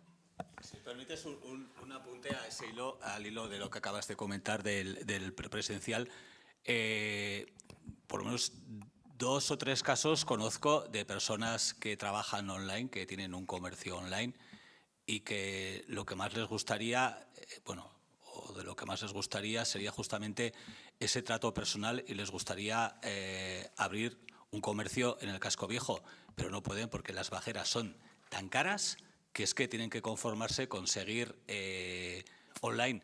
Y, por ejemplo, sí que hay un caso de que dio el salto, que fue la tienda de caramelo vintage en la calle de Hormitalería, que es que a la muchacha esta le pedían por bajeras de 20 metros, yo no sé si era así, Carlos, no sé si era estafeta, del orden de 1.400, 1.500 euros al mes. No sé si así me lo dijo, con lo cual, pues apague y vámonos, ¿no? Y consiguió por fin en Dormitalería una de las tiendas más bonitas de Lo Viejo. Y la muchacha, no sé si tiene 30 años. Íñigo. Sí, no, porque viene muy al loro de precisamente esto que estamos hablando ahora y que comentaba ayer Josep Francés, de la segunda pata digital como complemento y apoyo del tradicional, por decirlo de alguna manera, no puede ser precisamente una forma de enganchar esas nuevas generaciones, que es otro de los temas. Yo creo que bueno, es un fenómeno complejo, ¿no? Pero no deja de tener una base cultural y también de prestigio o no prestigio. Ojo, es que el comercio es un coñazo, tengo que estar muchas horas. Yo prefiero otras cosas. Bueno, ligar a través de esa segunda vía, que parece que estamos de acuerdo, que puede ser una de las formas de garantizar el progreso de los comercios, no puede ser también de paso una forma de enganchar esas nuevas generaciones, ¿no? Que es otro de los problemas de que estamos a comentar, ¿no? Muy bien. Bien, bueno, vamos a cerrar. Bueno, a modo de conclusión, se suele decir que el moderador de una mesa redonda tiene que terminar con alguna conclusión y bueno, yo he sacado unas ideas, cuatro cosas que me parece que, en mi opinión, han sido fundamentales. Primero, que el comercio tradicional, tal como lo conocemos, está herido.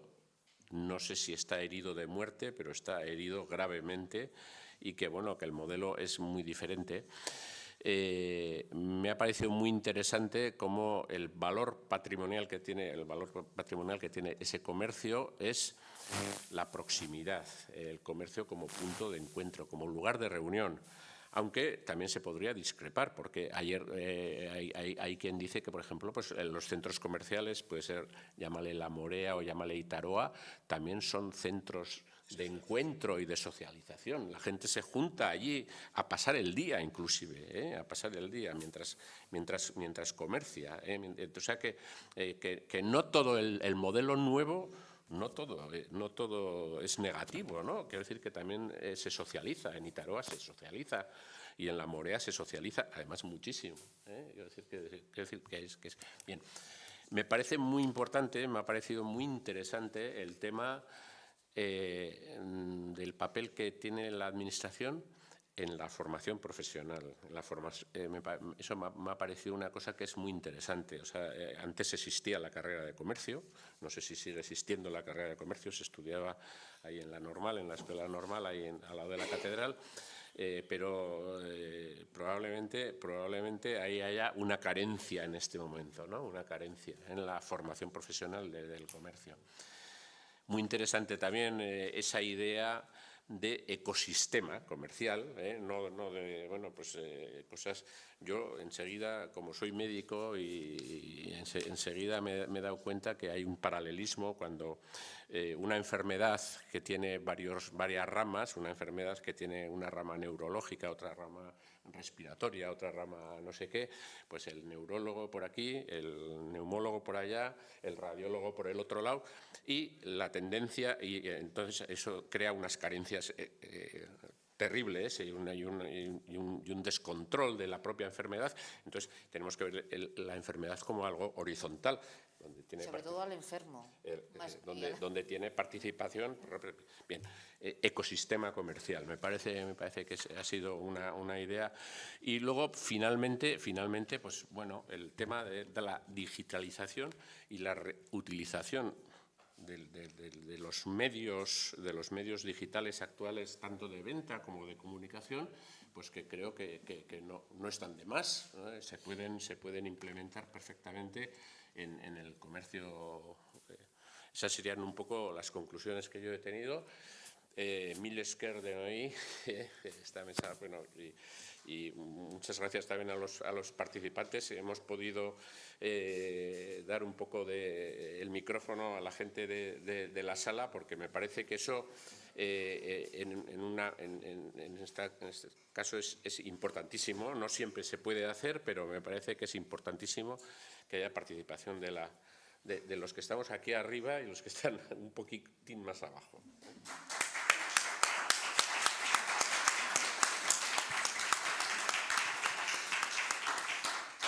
Hoy hemos estado en Petit Comité y creo que eso nos ha dado más facilidades. Es más fácil hacer este tipo de tertulias entre pocos que entre muchos, que suele ser más complicado. Dena dela, eskerrik asko, os agradecemos especialmente. Creo que ha sido una jornada de mucha profundidad. Por supuesto, como he dicho a la mañana, sacudimos un poco la espuma de la ola, pero no llegamos al fondo del mar. Aquí hay mucho más que decir. Una de las ideas que hemos pensado, que hemos comentado antes entre bambalinas, es que estaría muy bien sacar una publicación de esto. No sé si alguien está dispuesto a escribir o a darle a esto más recorrido. Yo, desde luego, a los ponentes les pediría algún tipo de ponencia y que la pudiéramos luego publicar. Iñaki, Amaya, pero vosotros también. Yo me imagino que cada uno tendrá sus responsabilidades, será más complicado. Pero que si estáis dispuestos serán bienvenidas. Y sin más, terminamos. Eskerrik asko denoi, eskerrik asko gure sponsorrei ere, oficialki esan behar da eta hori, baina, bueno, muchas gracias y a ver para la siguiente qué preparamos. Venga.